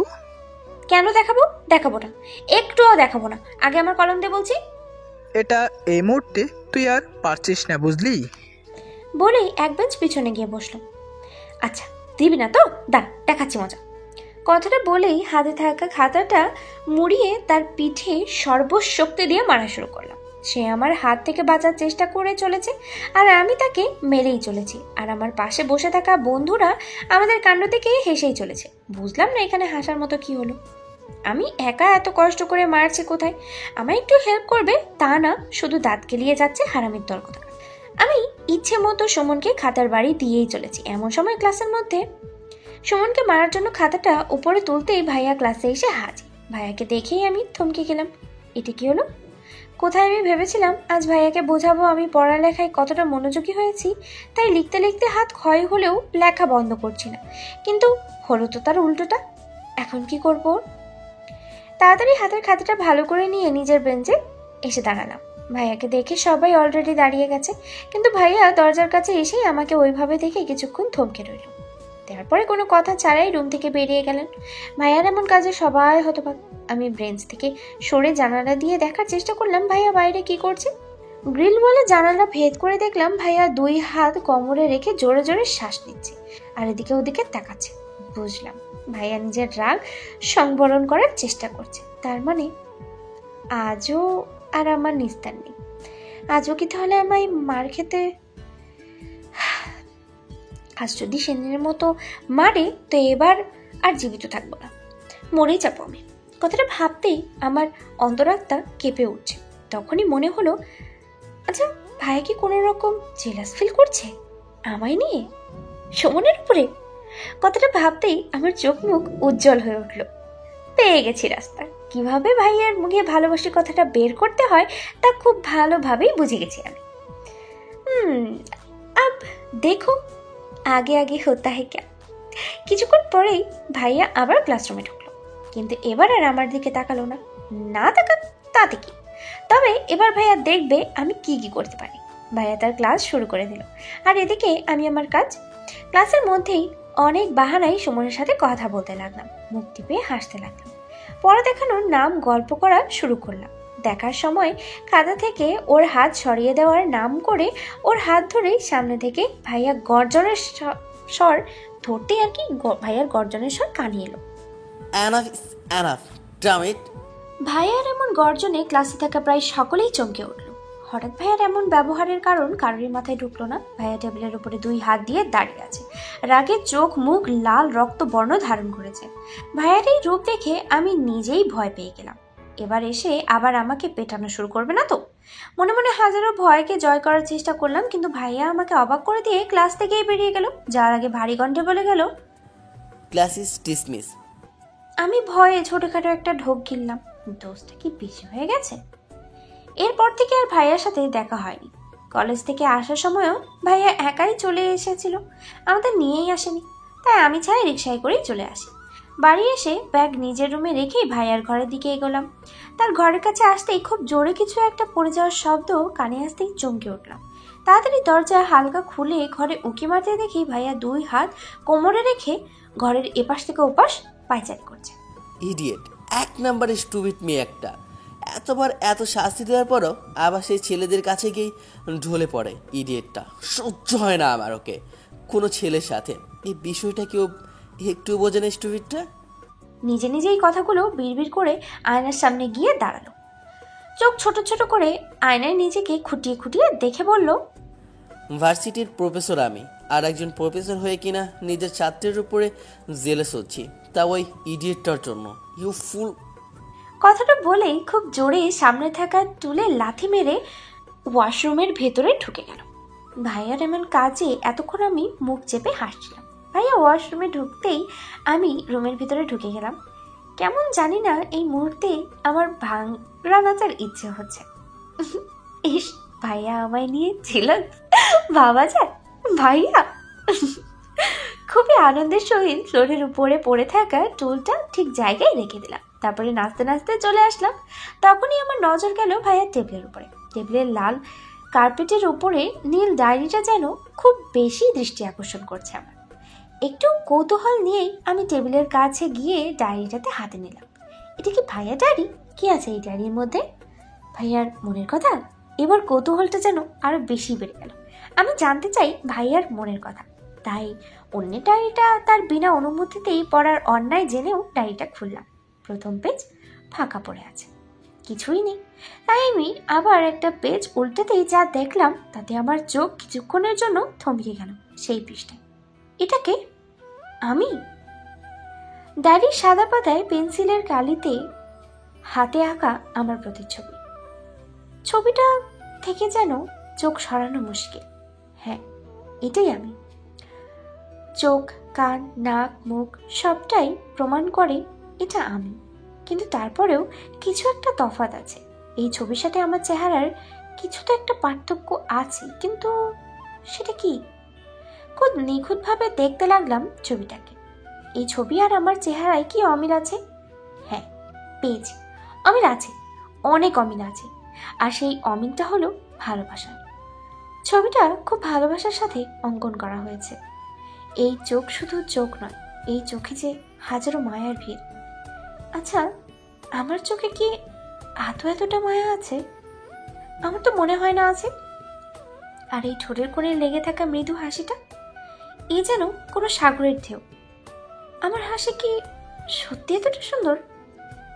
আচ্ছা, এই আমি কি আরমান ভাইয়ের মনের আমি?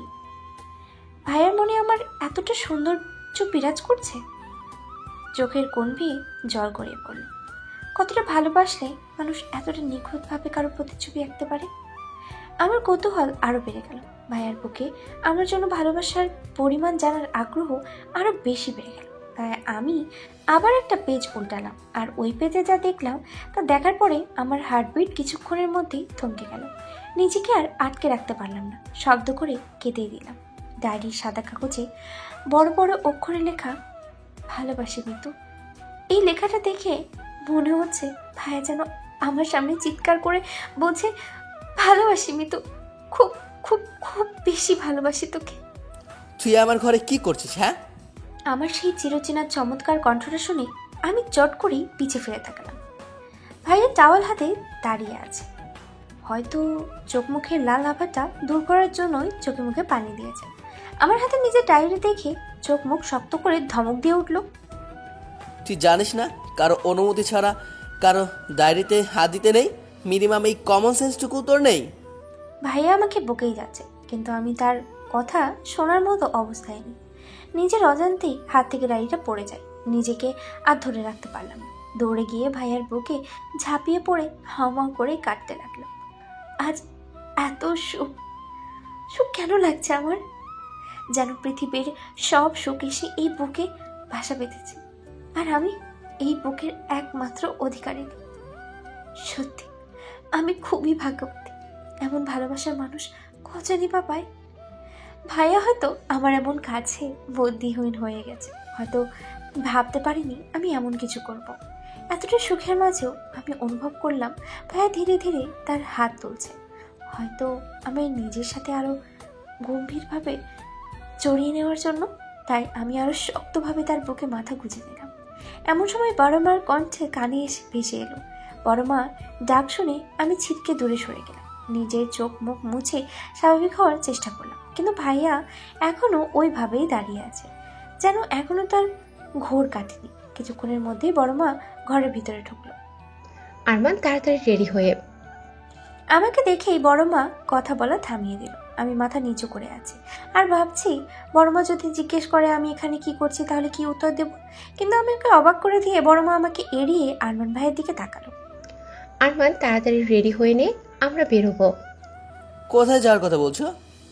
সেটা না হয় গেলেই দেখতে পাবি, এখন তাড়াতাড়ি রেডি হয়ে নে তো, সময় নেই। আমি কোথাও যাচ্ছি না। আমি এখানে তোর কোনো মতামত নিতে আসিনি, তোকে বলতে এসেছি তুই যাচ্ছিস মানে যাচ্ছিস, আর কোনো কথা শুনতে চাই না আমি। বলেই বড় মা ঘর থেকে বেরিয়ে যেতে ভাইয়া পা দিয়ে খুব জোরে বেডে লাথি মেরে চোখ মুখ শক্ত করে আমার দিকে তাকাল। আর আমি এই শব্দে আমি কেঁপে উঠলাম। বুঝলাম না বড় মা বাইরে যেতে বলেছে তা নিয়ে এত রাগ করার কি আছে। সামান্য বাইরেই তো যেতে হবে। সেসব যা, আমি এবার মাথা নিচু করে ঘর থেকে বেরিয়ে এলাম। রাগের মাথায় আবার আমাকেই না মেরে বসে। রাত 8টা। বসার ঘরে বসে সবাই মিলে একসাথে জবার সিরিয়াল দেখছিল। দেখতে দেখতেই বিরক্ত বোধটা চরম পর্যায়ে পৌঁছেছে। কিন্তু আমার মা এই জবার মারাত্মক ফ্যান, একটা এপিসোডে মিস করে না। তার সাথে রিপিট টেলিকাস্টও তো আছেই। উফ, কিভাবে যে মায়ের ব্রেনটা এই জিনিসটা সহ্য করে কে জানে। তবে আমার টেনশন হচ্ছে ভাইয়াকে নিয়ে, এখন অবধি এলো না কেন তারা। সেই কখন বড় আব্বু, বড় মা, আমার বাবা আর ভাইয়া বেরিয়েছে, কিন্তু এখন অবধি ফিরল না। কি করছে এতক্ষণ যাবত বাইরে? আমার ভাবনা শেষ হতে না হতেই দরজার কলিং বেল বেজে উঠল। আমি দৌড়ে গিয়ে দরজা খুলে দিলাম। হ্যাঁ, ভাইয়ারাই এসেছে। দরজা খোলার সাথে সাথে ভাইয়া ভেতরে ঢুকে সোজা উপরে নিজের ঘরে চলে গেল। চোখে মুখে বেশ গম্ভীর্যতা ফুটে উঠেছে। ভাইয়ার পিছু পিছু বাকি সবাই ভিতরে ঢুকলো। বাবা, বড় আব্বু, বড় মা গিয়ে সোফায় বসতে আমি দৌড়ে রান্নাঘরে গেলাম ওদের জন্য পানি আনতে। পানির ট্রেটা নিয়ে তাদের কাছে যেতেই বড় মা কথাটা কানে এলো। যাক বাবা, এতদিনে টেনশন ফ্রি হলাম, ছেলেটার বিয়েটা একেবারে ফাইনাল করেই এসেছি। কথাটা শুনে আমি থমকে গেলাম। মাথা কাজ করা বন্ধ করে দিল। কি বলছে কি বড় মা? তার মানে তারা ভাইয়ার জন্য মেয়ে দেখতে গিয়েছিল? ভাইয়া তাহলে বিয়ে করতে যাচ্ছে, তা আবার অন্য কাউকে? আমার হাত পা কাঁপাকাঁপি শুরু হয়ে গেছে, যেন এক্ষুনি হাতের গ্লাসগুলো পড়ে যাবে। বাবার কথায় ধ্যান ভাঙল। হাতে থাকা ট্রে তাদের সামনে ধরতেই তারা পানির গ্লাস তুলে নিল, শুধু বর্মা ছাড়া। আমি পানির ট্রেটা টেবিলের উপরে রেখে সবার পিছনে এসে দাঁড়ালাম, যেন কারো নজর আমার উপরে না পড়ে। সবাই ভাইয়ার হবু বউকে নিয়ে কথা বলছে, সে কত সুন্দর, সে কত স্মার্ট। কিন্তু এসব কথা শুনে যে আমার বুকটা দুমড়ে মুচড়ে যাচ্ছে, সেটা কারো নজরে পড়ছে না। নিজেকে আর আটকাতে পারলাম না, সবার আড়ালে হয়ে ওখান থেকে চলে এলাম। ভাইয়ার নামের সাথে জুড়ে যাওয়া অন্য মেয়ের নাম, এই জিনিসটা যেন আমার একদমই সহ্য হচ্ছে না। মনের মধ্যে আবার হাজারো অভিযোগ জমা হলো ভাইয়ার বিরুদ্ধে। তাই ছাদে চলে এলাম। আজ আবার এই আকাশটাকে আমার অভিযোগ শোনাতে হবে। কেন কেন ভাইয়া আমার সাথে এমনটা করলো? ভাইয়া তো ওখানে ছিল, তাই না? তার সামনে সবাই তার বিয়ে ঠিক করলো, অথচ সে কিছুই বললো না। হয়তো ওই মেয়ে খুব বেশি সুন্দর, তাই তো আমার কথা ভুলে গেছে। ও কান্না পাচ্ছে, ভীষণ কান্না পাচ্ছে। আমি কি করে অন্যের সাথে ভাইয়াকে সহ্য করব? সামান্য নাম শুনতেই তো আমার বুক ফেটে যাচ্ছে। এখন কি করব আমি? কান্না ছাড়া যে আর কিছুই অবশেষ রইল না আমার। আপন মনে আকাশের দিকে তাকিয়ে কেঁদেই চলেছে। তখন নিজের পেটে কারোর হাতের স্পর্শ পেয়ে চমকে উঠলাম। মুহূর্তেই ওই হাত টেনে পিঠ থেকে তার বুকে ঠেকাল। বুঝতে বাকি রইল না এই হাতের মালিককে। রাগে মাথায় রক্ত টকবক করা শুরু করলো, আর সহ্য হলো না। আমি ভাইয়ার দিকে ঘুরেই দুই হাতে তার বুকে ধাক্কা দিয়ে নিজে থেকে সরিয়ে দেওয়ার চেষ্টা করলাম, কিন্তু পারলাম না। বরঞ্চ ও আমাকে আরো গম্ভীরভাবে নিজের সাথে জড়িয়ে নিল। আমি তার বুকে ধাক্কা দিয়ে নিজেকে ছাড়ানোর চেষ্টা করেই যাচ্ছি। ছাড়ো আমাকে, ছাড়ো, ছাড়ো আমায়। কেন এসেছো এখানে? কষ্ট দিয়ে সেটাতে মলম লাগাতে? সেটা তো আমার পুরোনো দিনের অভ্যাস, এটা তোমার। কিন্তু এই ফর্মুলা কোনো কাজে আসবে না। তুমি খুব বাজে একটা লোক। যদি বিয়ে অন্য কাউকে করারই ছিল, তাহলে কেন আমায় এত কাছে এসেছিলে? আমার শরীর কি তোমার কাছে সস্তা মনে হয়? শুধুমাত্র তোমার তোমার তোমার সায় আজ আমি তোমায় এতটা ভালোবেসে ফেলেছি। এত অপমান সহ্য করেও আমি শুধু তোমাকেই ভালোবেসেছি। তোমার মুখে ভালোবাসি কতটা শোনার জন্য ছটফট করেছি। এই সব কিছু হয়েছে শুধুমাত্র তোমার জন্য। কেন কেন এতে আশা করে দিয়েছ আমায়? ভালো যদি নাই বাসবে, তাহলে কেন ভালোবাসার বাড়িটা শেখালে আমায়? কেন এত কষ্ট দিচ্ছ? সহ্য হচ্ছে না আমার। ভিতর থেকে দুমড়ে মুচড়ে ভেঙে পড়ছি আমি। দয়া করে আর কষ্ট দিতে এসো না, আর সহ্য করার ক্ষমতা নেই। এক নাগারে কথাগুলো বলেই কান্নায় ভেঙে পড়লাম তার সামনে। এতে তার কি ভাবান্তর হলো বলতে পারবো না, কিন্তু হঠাৎই কানের কাছে কারোর উষ্ণ শ্বাস অনুভব করলাম। ম্যাজিক দেখবি মেয়ে তো? ফিসফিস করে কথাটা বলেই ভাইয়া আমার দিকে তাকালো, আর আমি তার কথার মানে বুঝতে না পেরে ফ্যালফ্যাল করে তার চোখের দিকে তাকিয়ে থাকলাম। এটা কি মজা করার সময় যে ও আমায় এখন ম্যাজিক দেখাতে চাইছে? আমি কি বাচ্চা মেয়ে নাকি যে ম্যাজিক দেখলেই আমি সব কষ্ট ভুলে যাব? এসব ভাবনার মাঝেই আমি অনুভব করলাম আমি হাওয়ায় ভাসছি। ভালো করে খেয়াল করে দেখলাম ভাইয়া আমায় কোলে তুলে নিয়েছে। কি করতে চাইছে কি ভাইয়া? কিছুই তো বুঝতে পারছি না। বসার ঘরে বসে থাকা সকলে আমাদের দিকে অবাক চোখে তাকিয়ে আছে। সকলের এমন চাহনি আমায় বেশ অস্বস্তিতে ফেলছে, যার কারণে আমি বারবার নিচু করায় ভাইয়াকে আমায় নিচে নামতে বলছি। কিন্তু ভাইয়ার তাতে কোনো হেলদোল হচ্ছে না। ওর নিজের মতোই আমায় কোলে নিয়ে সবার সামনে দিয়ে বাড়ির ভিতরে চলে এলো। পেছন থেকে বাবা, বড় আব্বু, বড় আম্মু অনেক ডাকার পরেও সে শুনল না। আমি ভেবে পাচ্ছি না কি হচ্ছে আমার সাথে, কি করতে চাইছে ভাইয়া, আর কোথায় বা যাচ্ছি আমরা। আমার সকল ভাবনার মাঝে ভাইয়া আমাকে গাড়ির সামনের সিটে বসিয়ে সিট বেল্ট লাগিয়ে দরজা লাগিয়ে দিল, আর ও নিজে ড্রাইভিং সিটে এসে বসলো। কোথায় যাচ্ছি আমরা? চেহারায় রাগী ভাব এনে কথাটা বললাম, কিন্তু তাতে কোনো কাজ হলো বলে মনে হলো না। ভাইয়া স্বাভাবিকভাবেই নিজের পকেট থেকে ফোন বের করে ওটাতে মনোযোগ দিল। এবার আমার মাথায় 100 ডিগ্রি ঘুরে গেল। এখানে আমি মরছি আমার জ্বালায়, আর উনি মনের সুখে ফোন টিপতে লাগলেন। রাগের মাথায় তার হাত থেকে ফোনটা কেড়ে নিতে চাইলে ভাইয়া হাত ছড়িয়ে আমার দিকে শান্ত দৃষ্টিতে তাকালো। আমার দিকে তাকিয়ে থেকেই হাতের ফোনটা পকেটে পুরে এবার গাড়ি চালাতে শুরু করলো। এবার আমার টনক নড়ে উঠল। এই এই গাড়ি থামো, কোথায় যাচ্ছি আমরা? কোথায় নিয়ে যাচ্ছ আমায়? আমি কোথাও যাবো না তোমার সাথে। শুনেছো, তুমি আমায় তোমার সাথে কোথাও যাবো না আমি, শুনছো না? গাড়ি থামো বলছি। এক নাগাড়ে বকবক করতে করতে তার স্টিয়ারিং এ থাকা হাত ধরে টানাটানি করছি, আর ভাইয়া একদম ডোন্ট কেয়ার ভাব নিয়ে গাড়ি চালাচ্ছে। বকবক করতে করতেই হঠাৎই আমার মনে হলো গাড়ি থেমে গেছে। আমি ভাইয়ার হাত ধরে থাকা অবস্থায় আশেপাশে তাকালাম। হ্যাঁ, গাড়ি থেমে গেছে। তাহলে কি ভাইয়া আমার বকবকানিতে রাগ করেই গাড়ি থামালো? এবার আমার ভয় লাগা শুরু করলো। ছোটখাটো একটা ঢোক গেলে ভাইয়ার দিকে তাকাতেই দেখি ভাইয়া গাড়ি থেকে নামছে। আরে কোথায় যাচ্ছ? আমার প্রশ্নের কোনো উত্তর না দিয়েই ভাইয়া গাড়ি থেকে নেমে আমার পাশে এসে গাড়ির দরজা খুলে স্টান্ট হয়ে আমার কোলে তুলে নিল। ভাইয়ার এমন বিহেভিয়ারে সত্যি আমি অবাক হচ্ছি। আসলে কি করতে চাইছে ভাইয়া? আর আমরা কোথায় বা যাচ্ছি? আমি জায়গাটা চেনার জন্য আশেপাশে তাকালাম। হঠাৎই আমার চোখ সামনের অফিসে টাঙানো বোর্ডের উপরে আটকে গেল। সাথে সাথে বুকটা ধড়াস করে উঠল। এ তো ম্যারেজ রেজিস্ট্রি অফিস, কিন্তু ভাইয়া আমায় এখানে কেন নিয়ে এলো? না না, আর এই লোককে বিশ্বাস করা যাবে না। এর মতলব আমার কাছে ঠিক লাগছে না, তাই নিজের শরীরের সর্বশক্তি দিয়ে নিজের হাত পা ছোড়াছুড়ি শুরু করে দিলাম। ছাড়ো ছাড়ো আমায়, আমি কোথাও যাব না। আমি এখানে কেন নিয়ে এসেছো? আমি যাব না তোমার সাথে, ছাড়ো বলছি আমায়। হাত পা ছোড়াছুড়ি করেও কোনো লাভ হলো না। ভাইয়া খুব শক্তভাবে আমায় ধরে অফিসের ভিতরে ঢুকলো। ও ভিতরে ঢুকতেই দুজন ছেলে ওর সাথে এসে দাঁড়ালো। আমি এই দুজন ছেলেকে চিনি, আরমান ভাইয়ের বেস্ট ফ্রেন্ড রনি আর পিয়াস। ছোট থেকে খুব ভালো বন্ধু এরা। ওরা কাছে আসতেই আরমান ভাই তাদের উদ্দেশ্য বলে উঠল, সব রেডি তো? রনি ভাইয়ের কথা শুনে আমার ভয় আরো দ্বিগুণ বেড়ে গেল। একটা ঢোক গেলে ভাইয়ার দিকে তাকালাম।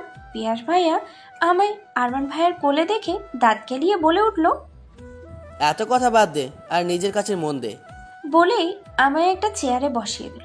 আমার সামনে একজন উকিল কালো কোট পরে বসে আছে। ভাইয়া তাকে উদ্দেশ্য করে বলে উঠল, কাগজপত্র সব রেডি। বলে উকিল মশাই ভাইয়ার সামনে কিছু কাগজ আর আরেকটা কলম এগিয়ে দিল। ভাইয়া কলমটা হাতে নিতেই আমি একটা ঢোক গিললাম। আজ তো ঢোক গিলে গিলেই আমার পেট ভরাতে হবে দেখছি। আরে আমি তো ভুলেই গেছিলাম, এত কিছুর মাঝে তো আমার ডিনারটাই হয়নি। আমি হয়তো একাই একজন যে বিপদে পড়লে খাওয়ার কথা মনে পড়ে। খাওয়ার কথা মনে পড়তেই আমার প্রচণ্ড রকমের খিদে পেল। খিদেই পেট চোচোক করতে লাগলো, কিন্তু নিজের খিদেটাকে এই মুহূর্তে দমন করে ভাইয়ার দিকে মনোযোগ দিলাম। ভাইয়ার হাতে কাগজ নিয়ে সাথে সাথে সাইন করে দিল, তার সাথে রনি ভাই আর পিয়াস ভাইও। বুঝলাম তারা সাক্ষী হিসেবে সাইন করলো। এবার এলো আমার পালা। ভাইয়া আমার দিকে তাকাতেই আমার বুক ধক করে উঠল। অলরেডি আমার হাত পা কাঁপাকাঁপি শুরু হয়ে গেছে। কি করব কিছু বুঝে উঠতে পারছি না। পালাবো নাকি? কিন্তু তার জন্য তো হাত পা চলার দরকার। আমার তো হাত পা কিছুই কাজ করছে না। ভয়াত্মক দৃষ্টিতে ভাইয়ের দিকে তাকালাম। ভাইয়া আমার কাছে এগিয়ে আসছে। আমার কাছে এসেই পেপারটা আমার সামনে তুলে ধরলো। সাইন কর। না, আমি সাইন করব না বলে আমি মুখ ঘুরিয়ে নিলাম। কি করে করব সাইন?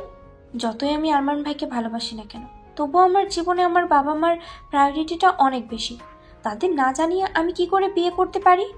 আমি চাই আরমান ভাইকে বিয়ে করতে, কিন্তু এভাবে নয়। পরিবারের সম্মতিতে বাবা মাকে সামনে রেখে বিয়েটা করতে চাই। মা বাবার ও তো কত ইচ্ছে আছে আমার বিয়ে নিয়ে। আমি কি করে তাদের এইভাবে ঠকাতে পারি? আমার কান্না পাচ্ছে, ভীষণ কান্না পাচ্ছে। ভাইয়া যদি আমায় বিয়েই করতে চায় তো কথাটা সবার সামনে কেন বললো না? এইভাবে সবার আড়ালে বিয়ে করার মানে কি? এসব ভাবনার মাঝে আমি অনুভব করলাম আমার চেয়ার দুলছে। হঠাৎ এমন হওয়ায় কিছুটা ভড়কে গেলাম, কিন্তু নিজেকে সামনে নিয়ে বুঝলাম ভাইয়া আমাকে তার দিকে ঘুরিয়ে দুই পাশে চেয়ারের হাতলে হাত রেখে একদম আমার মুখের কাছে মুখ এনে বলল, 5 কালেমা 3 বার কবুল আর 101 টাকা দেনমোহরে আমাদের বিয়েটা সম্পন্ন হলো। এই মুহূর্তে নিজেকে পৃথিবীর সব থেকে বড় স্বার্থপর বলে মনে হচ্ছে, যে নিজের সুখের জন্য বাবা মাকে এভাবে ঠকালো। বাড়িতে গিয়ে কিভাবে সবার সামনে দাঁড়াবো আমি?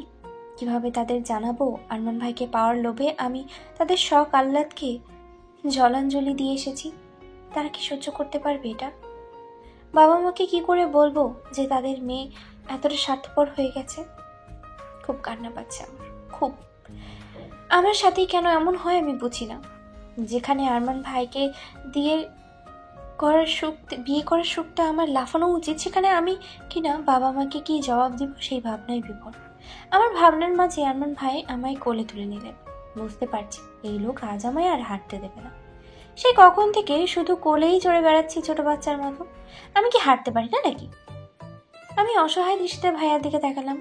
ভাইয়া প্লিজ নিচে নামো, আমি বাড়ির লোক এইভাবে দেখলে আমার অস্বস্তিতে পড়তে হলো, প্লিজ। আমার মিনতি সরু বুঝি তার কান অব্দি গেল না। সে নিজের মতোই হেঁটে চলেছে। কিছুক্ষণের মধ্যে বাড়িতে ঢুকতেই দেখলাম সকলে এখনো বসার ঘরে বসে আছে। সবার চোখে মুখে চিন্তার ছাপ। নিশ্চয়ই আমাদের দুজনের জন্যই চিন্তা করছিলেন। কিন্তু মুহূর্তে আরমান ভাইয়ের কোলে আমায় দেখে এই চিন্তার ছাপটা বদলে গিয়ে সবার অবাক চোখে আমার দিকে তাকালো। আরমান ভাই সবার সামনে এসে আমায় কোল থেকে নামিয়ে দিল। আমি মাথা নিচু করে দাঁড়িয়ে আছি। আমাদের দাঁড়িয়ে থাকতে দেখে বড় আব্বু বলে উঠলো, এটা কিরকম আচরণ আরমান? এত রাতে কোথায় গিয়েছিলে তোমরা? আরমান ভাইয়ের এমন সোজাসাপটা কথায় আমার হার্ট ফেল হওয়ার জোগাড়। এই লোকের কি একটুও ভয় করছে না? কি বলছিস কি আরমান? যা বলছি সত্যি বলছি। এইসবের মানে কি? পাগল হয়ে গেছিস তুই? এখানে তোর বিয়ে ঠিক হয়ে গেছে আর তুই কি না মিতুকে বিয়ে করে নিয়ে ঘরে ঢুকলি? আমাদের একবারও জানানোর প্রয়োজন বোধ করলি না? বাবা, বিয়েটা ঠিক করার সময় যখন তোমরা আমার মতামত নেওয়ার প্রয়োজন বোধ করনি, তখন আমিও বিয়ে করার সময় তোমাদের মতামত নেওয়ার প্রয়োজন বোধ করলাম না। আরমান ভাইয়ের এই কথাটার মাঝেই মা আমার সামনে এসে দাঁড়ালো। এসব কি শুনছি কি মিতু? তুই এতটা নিচে নেমে গেলি? এরকমটা করতে লজ্জা হলো না? নিজের ভাই সমতুল্য কাজিনকে তুই বিয়ে করে নিলি? তোকে আমি বলেই আমায় মারার জন্য হাত তুলতে আরমান ভাই আমার সামনে এসে দাঁড়ালো। মায়ের দেওয়ার চড়টা তার বাহুতে গিয়ে লাগলো। আরমান, সরে দাঁড়া তুই। আজ আমি এই মেয়েকে মেরেই ফেলবো। কাকিমা, ভুলে যেও না তুমি কার গায়ে হাত তুলতে যাচ্ছ। সে এখন আমার বিয়ে করা স্ত্রী, আর আমার স্ত্রীর গায়ে হাত তোলার অধিকার আমি কাউকেই দিই নেই। আমি ওর মা, আমার অধিকার আছে ওর উপর। কিন্তু আমি ওর স্বামী, আর স্ত্রীর ওপর সর্বপ্রথম অধিকার তার স্বামীর থাকে। কথাটা শেষ হতে না হতেই আরমান ভাইয়ের গালে খুব জোরে একটা চড় বসলো। চড়টা আর কেউ নয়, বড় মা মেরেছে। নাটক করছিস সেখানে? সার্কাস চলছে? আরে তুই যদি একটা রাস্তার পাগলকে বিয়ে করে নিয়ে আসতি, তাকেও আমি সসম্মানে বরণ করে ঘরে তুলতাম। কিন্তু এই অপায় মেয়েকে কখনো আমি এই বাড়ির বউ হিসেবে মানব না। এই মেয়ে তোর জীবন ধ্বংস করে দেবে। সর্বনাশী এই মেয়ে, যার জীবনেই যাক না কেন তার জীবনই ধ্বংস করে দেয়। মা, ভুলে যেও না তুমি যার সম্পর্কে কথাগুলো বলছো সে এখন আমার স্ত্রী। নিখুঁজি করেছে তোর স্ত্রী, মানি না আমি এই অপয়া মেয়ে তোর স্ত্রী হিসেবে। তোকে আমি বারবার বলেছিলাম এই মেয়ের থেকে দূরে থাক, দূরে থাক। এই মেয়ে তোর জীবন ধ্বংস করে দেবে। জন্মের পর থেকে শুধু ধ্বংসই করে এসেছে। জন্মের পরপরই নিজের বাপের ব্যবসা খেলো, সাথে 2 বছরের জেলও হলো। তারপরে নিজের মাকে বন্দি বানালো। সেদিনই এই পীর বাবাও এই মেয়েকে হাত গণনা করে বলেছিল এই জীবনের সাথে যেই জড়াবে তার জীবনের ধ্বংস ছাড়া আর কিছুই হবে না। আর সেই কথা সত্যিই প্রমাণ হলো যখন এই গ্রামে তার নানার বাড়িতে পা রাখতে না রাখতেই বন্যায় তাদের ঘর বাড়ি ভাসিয়ে নিয়ে গেল। আর কিছুদিন আগেও দুবার বিয়ে ভাঙল এই মেয়ের। আর কি প্রমাণ চাই এই মেয়ের অপায়া হবার? কতবার আয়শাকে বললাম এই মেয়েকে দূরে কোথাও রেখে আসতে, কিন্তু ও তো কোনো কথাই শুনল না আমার। বরঞ্চ এখন আমার ছেলের ঘরে এই মেয়েকে চাপাতে চাইছে। কিন্তু মা হয়ে নিজের ছেলের এত বড় ক্ষতি আমি কিছুতেই হতে দেব না। এই সর্বনাশীকে আমি কিছুতেই আমার ছেলের জীবনে আসতে দেব না। বড় মা এক নাগারে কথাগুলো বলেই যাচ্ছে, কিন্তু আমার আর শোনার ক্ষমতা নেই। সব কিছু কেমন যেন আবছা আবছা লাগছে, চোখের জলটাও আবদ্ধ হয়ে আসছে। আমি অপয়া, সর্বনাশী। আজ বাবা মার এই অবস্থার জন্য আমি দায়ী। শুনেছিলাম আমি ছোট থেকেই মায়ের একটা অ্যাক্সিডেন্টে মা দ্বিতীয়বারের মতো মা হওয়ার ক্ষমতা হারায়, কিন্তু সেটা যে আমি দায়ী সেটা কখনোই বুঝতে পারিনি। শুনেছিলাম বাবা খুব শখ করে আমার নামে একটা কোম্পানি খুলেছে, কিন্তু কারো দেওয়া ধোকার কারণে বাবার কোম্পানি ডুবে যায়, সাথে 2 বছরের জেলও হয়। এরপর আর বাবা নতুন করে ব্যবসা শুরু করতে পেরেছিল না, আর না কোথাও জব পেয়েছিল। তখন থেকেই বড় আব্বুর দয়ায় আমরা বেঁচে আছি। সব কিছু আমার জন্য হয়েছে, আমার পুরো কপালের জন্য।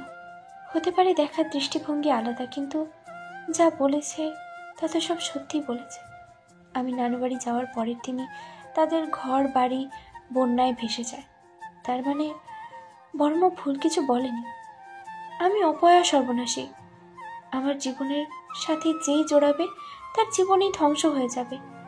নিজের অজান্তেই যে কখনো এক পা দুই পা করে ছাদে চলে এসেছি বুঝতেই পারিনি।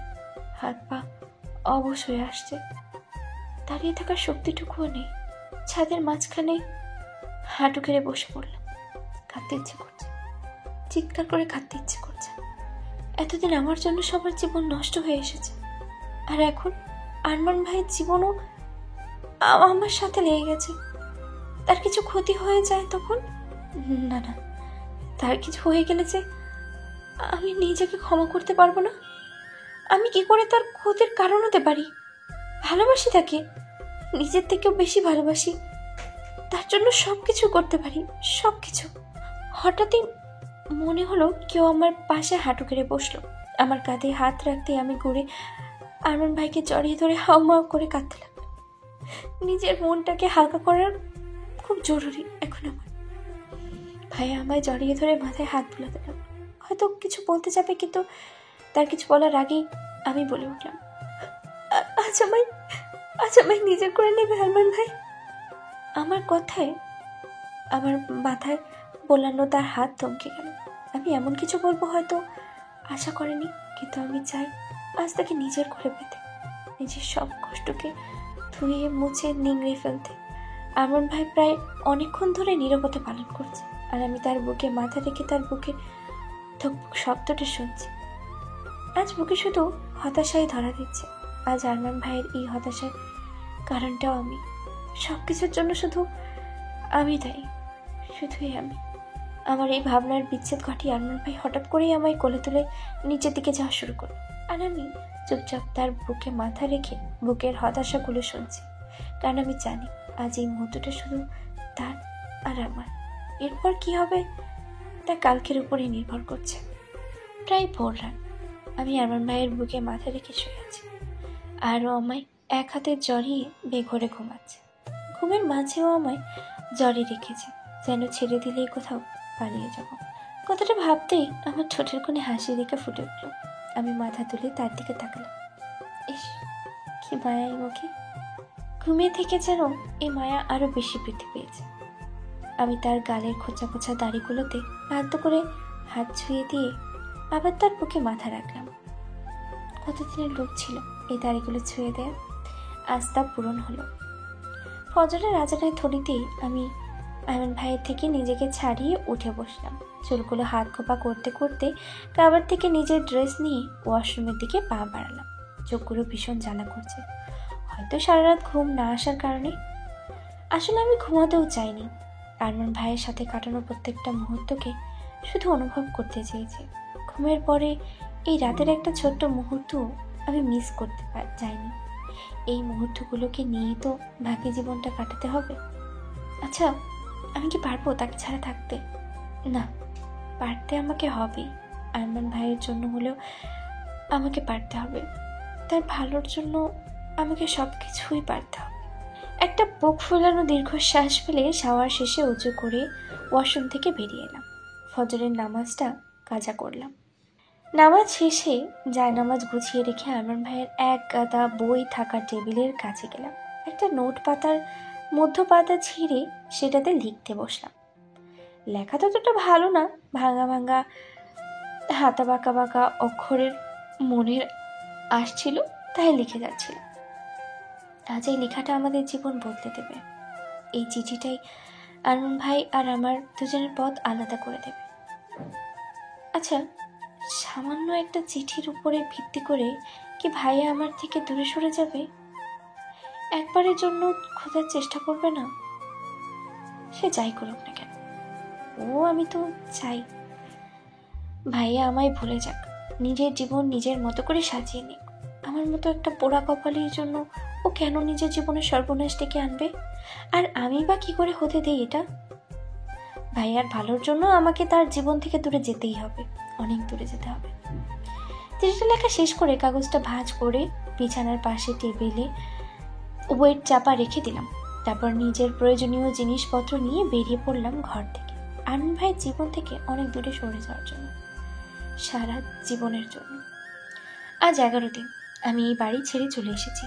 এখানে চট্টগ্রামে বসবাসরত এক বন্ধু টিয়ার বাড়িতে উঠেছিলাম। তার মা এক এনজিওর মেম্বার। আমি তাদের সাথে কথা বলেই এনজিওতে একটা কাজের কথা বলি। যেহেতু নিজের এডুকেশন সকল কাগজপত্র সাথে নিয়ে এসেছিলাম, তাই কাজটা পেতে ততটা বেগ পেতে হলো না। কিন্তু আমার অতীত শুনে টিয়ার মা আমার দিকে এক অন্যরকম নজরেই তাকানো শুরু করলেন, যে নজর খুব সহজেই পড়ে নেওয়া যায়। নিজের লোভের জন্য তো আর অন্যের ক্ষতি করতে পারি না, তাই হাতে যতটুকু টাকা ছিল তার কিছু টাকা দিয়ে একটা ফ্ল্যাট ভাড়া নিয়েছিলাম। আজ আমি পুরো, আর আমার জন্য অন্য কারোর কোনো ক্ষতি হবে না, কারণ না। রাত 9, ল্যাম্পপোস্টের আলোয় রাস্তার ধার ঘেঁষে আনমনে হেঁটে চলেছি। এনজিওর একটা কাজে এলাকা গিয়ে মিটিংয়ের মাধ্যমে সমাজের মানুষের সামাজিক গুরুত্বপূর্ণ বিভিন্ন ধরনের পরামর্শ দিতে দিতেই অনেকটা দেরি হয়ে গেছে। মেইন রোড দিয়েই এলাম। চাইলে রিক্সা ভাড়াও নিতে পারতাম, কিন্তু আমি এখনো আমার কাজের মাইনে পাইনি, আর আমার কাছে যতটুকু টাকা আছে সেটা দিয়ে আমায় পুরো মাস চলতে হবে। তাই টাকা বাঁচানোর ছোট্ট একটা পদক্ষেপ মাত্র এটা। ল্যাম্পপোস্টের মৃদু আলো ছড়াচ্ছে পুরো রাস্তায়, আর আমি একাই একটা মেয়ে হেঁটে চলেছি এক ধোঁয়াশা জীবনের উদ্দেশ্যে। এই মুহূর্তে বাড়ির লোকেদের কথা খুব মনে পড়ছে আমার। আচ্ছা, বাবা মা যখন আমায় বাড়িতে খুঁজে পায়নি তখন তাদের মানসিক অবস্থা কেমন ছিল? নিশ্চয়ই খুব কেঁদেছে। আর আরমান ভাই, সে কি আমায় খুঁজেছে, নাকি চিঠিটাকেই মান্য দিয়ে নিজের নতুন করে জীবন শুরু করেছে? এই 11 দিনে কি ও আমায় ভুলে গেছে? আচ্ছা, আমার কথা মনে করে ও, নাকি সবকিছু আবেগভাবে উড়িয়ে দিয়েছে? চোখের কোণটা ঝাপসা হয়ে এলো। ডান হাতের উল্টো পিঠ দিয়ে চোখটা মুছতেই পিছনে খুব দ্রুত চলন্ত গাড়ির শব্দ পেলাম। ভয়ে পেছনে তাকিয়ে দেখি গাড়িটা খুব দ্রুত আমার দিকে এগিয়ে আসছে। মুহূর্তে মনে হলো এখানেই আমার থমকে যাবে। নিজের অজান্তে নিজের হাতকে সাহারা ভেবে ডান হাত মুখের সামনে দিয়ে এসে বাঁচার চেষ্টা করলাম, কিন্তু এই কি, হঠাৎই মনে হলো গাড়িটা আমার খুব কাছে এসে থেমে গেছে। হাত ছড়িয়ে সামনে তাকাতে যাব তার আগেই কারো হাত খুব শক্ত করে আমার গলা চেপে ধরে আমার পিছনে নিয়ে যেতে যেতে কিছু একটার সাথে আমার পিঠ ঠেকালো। ঘটনা খুব দ্রুত ঘটে যাওয়ার জন্য আমার মাথায় কিছুই ঘটলো না। নিজের হাত পেছনে নিয়ে গেলে বুঝতে পারলাম আমি গাছের সাথে আটকেছি। এবার আমি গাছ থেকে হাত ছড়িয়ে গলার সাথে হাতটা ধরে নিজে ছাড়ানোর চেষ্টা করতে লাগলাম। এই যে আমার দম বন্ধ হয়ে যাবে। আমি বাঁচার জন্য ছটফট করতে সামনের দিকে তাকাতেই থমকে গেলাম। ল্যাম্পপোস্টের আলোর সাথে গাড়ির হেডলাইটের আলোয় আরমান ভাইয়ের ভয়ঙ্কর মুখটা আরো বেশি ভয়ঙ্কর হয়ে উঠেছে।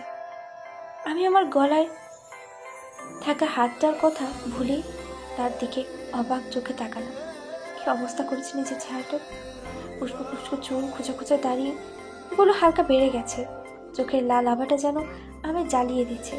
আর এবার আমার গলায় হাত রেখেই আমার দিকে কিছুটা এগিয়ে এলো। আমার চোখে চোখ রেখে বলল, সাহস হলো কি করে তোর আমার থেকে দূরে পালাবার কথা ভাবতে? আরমান ভাইয়ের মুখ থেকে এক উদ্ভট গন্ধ বেরোচ্ছে। বুঝলাম ভাইয়া ড্রিঙ্কস করেছে, আর তাই এতটা কন্ট্রোললেস হয়ে গেছে। আমায় চুপ থাকতে দেখে ভাইয়া আরো কঠিন গলায় বলে উঠল, যদি জোরে চলে যাবে তাহলে সেই রাতে আমার সাথে বিছানায় শুয়েছিলি কেন? নিজের শরীরে খিদে মেটানোর জন্য? তার কথা এবার আমি ঘেন্নায় মুখ সরিয়ে নিলাম। অস্পষ্ট কণ্ঠে কিছু বলতে যাব তার আগে আরমান ভাই আলমোড়ো শক্ত করে আমার গলা চেপে ধরে বলল, চুপ, একদম চুপ। একটা শব্দ যেন গলা থেকে বের করলে গলা চেপে এখানেই পুঁতে রাখবো। কি ভেবেছিস কি তুই আমি তোকে খুঁজে পাবো না? এই পৃথিবীর যে কোনোতেই লুকিয়ে থাক না কেন, তোকে আমি খুঁজে বের করবই। আমার থেকে পালানো এতটাও সহজ নয়। খুঁজে তো আমি তোকে সেই কবেই পেয়েছি, কিন্তু প্রচণ্ড রকমের রাগ আমাকে জেঁকে বসেছিল। ভেবেছিলাম যখন তুই আমার থেকে দূরে গিয়ে নতুন জীবন নিয়ে সুখে থাকতে চাস, তাহলে আমি কেন পারবো না? ভুলতে চেয়েছিলাম তোকে ভোলার জন্য সব ধরনের মাদকদ্রব্য সেবন করে মাদকাসক্ত হয়েছে, কিন্তু তোর নেশা সব কিছুকেই হার মানিয়ে দিয়েছে। একটা মুহূর্তও তোকে ভুলতে দেয়নি আমায়। নেশা তুই আমার, তোর নেশাতে নেশাগ্রস্ত আমি, তোকে ছাড়া থাকা অসম্ভব।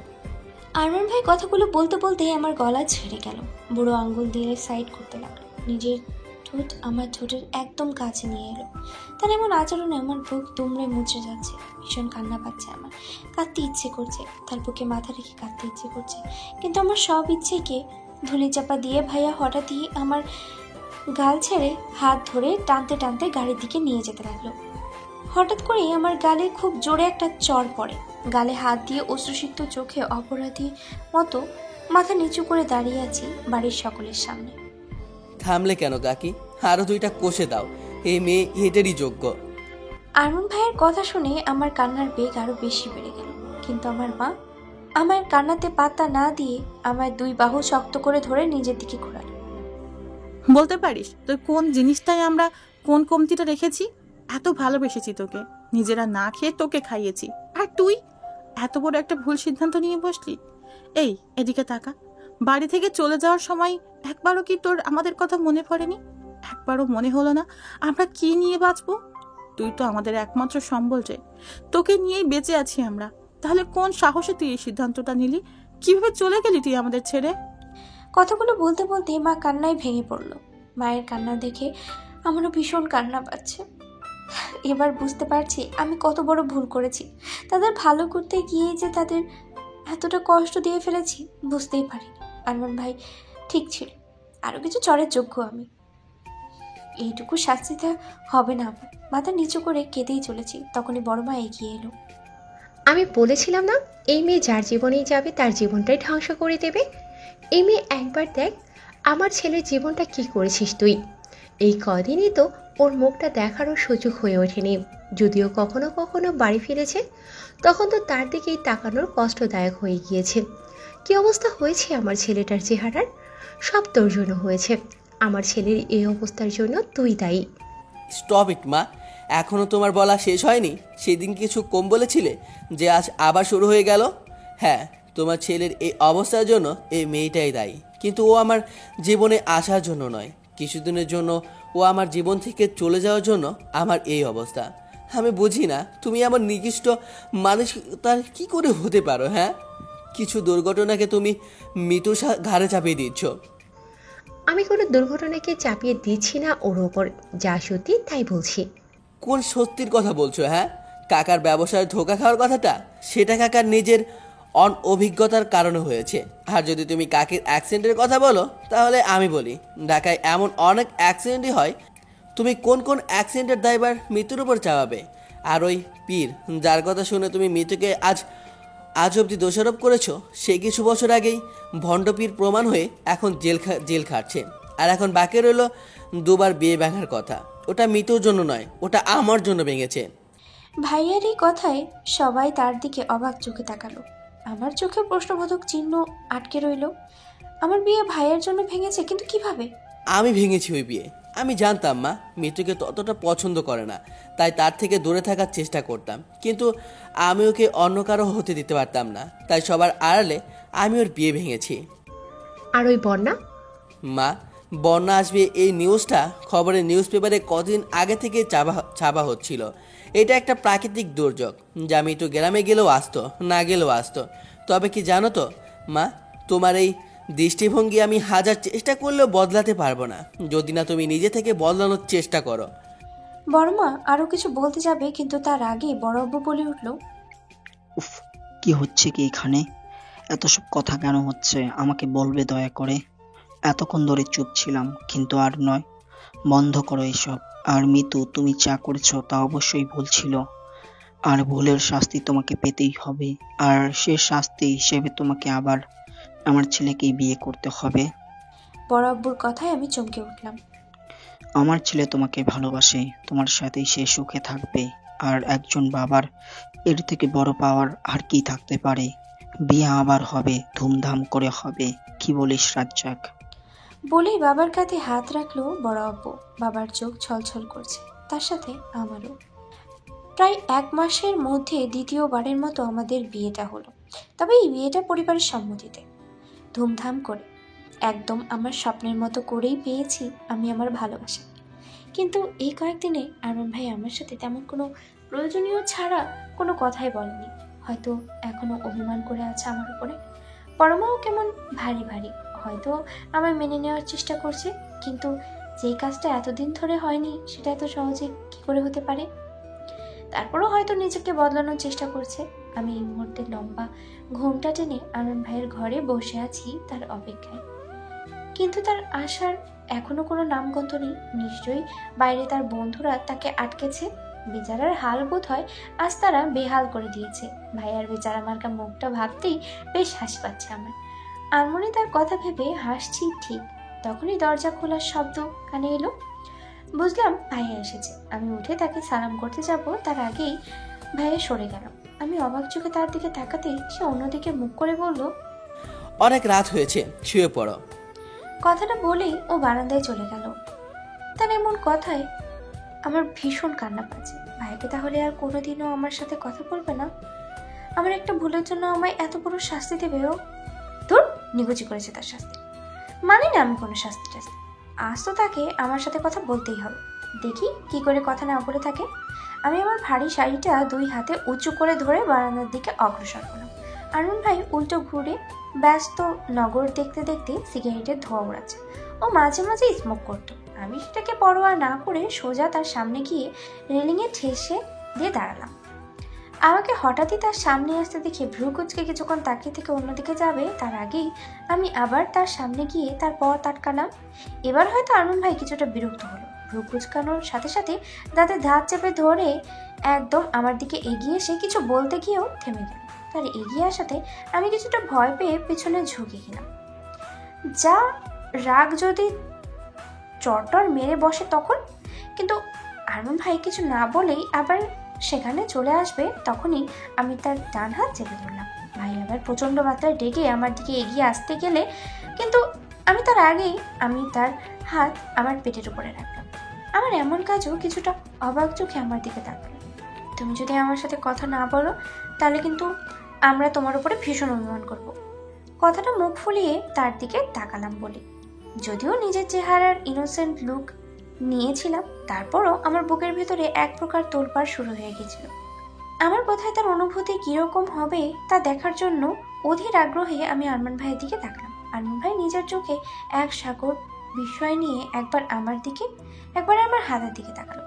আমি ঠোঁটের কোণে মুচকি হাসি আর চোখে এতগুলো আগ্রহ নিয়ে তার দিকে তাকিয়ে আছে তার অনুভূতিটা জানার জন্য। আরমান ভাই জিহ্বা দিয়ে নিজের ঠোঁট ভিজিয়ে নিয়ে অন্যদিকে তাকালো, হয়তো নিজের চোখের জলটা আড়াল করার জন্য। কিন্তু তার চোখের ছড়ছড় দৃষ্টিটা তো অনেক আগেই আমার কাছে ধরা পড়েছে। ভাইয়া দুবার জোরে জোরে শ্বাস নিয়ে আবার আমার দিকে তাকালো, তারপর কাঁপা কাঁপা গলায় বলে উঠল, ইউ নো হোয়াট, আজ হয়তো এই প্রথম কারো বাসর যে কিনা বাসরাতে জানতে পেরেছে সে বাবা হতে চলেছে। তার আবেগপূর্ণ এমন কথায় আমার ভেতরটা কেঁপে উঠল। তার চলাচল দৃষ্টি আজ আমায় জানান দিচ্ছে আমি কতটা ভাগ্যবতী। আমার হাঁটু গেড়ে বসে আমার পিঠে আলতো করে নিজের ঠোঁট ছুঁয়ে আমায় উঠে দাঁড়িয়ে হঠাৎ করে আমায় জড়িয়ে ধরল।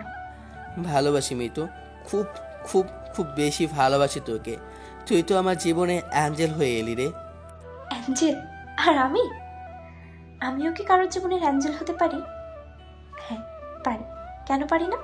আমি অ্যাঞ্জেল, আরমান ভাইয়ের অ্যাঞ্জেল। এই তোর কি বলছি আমি? নিজের স্বামীকে ভাই বলে সম্বোধন করছি। যদি ভাই না বলি তাহলে কি বলে ডাকবো?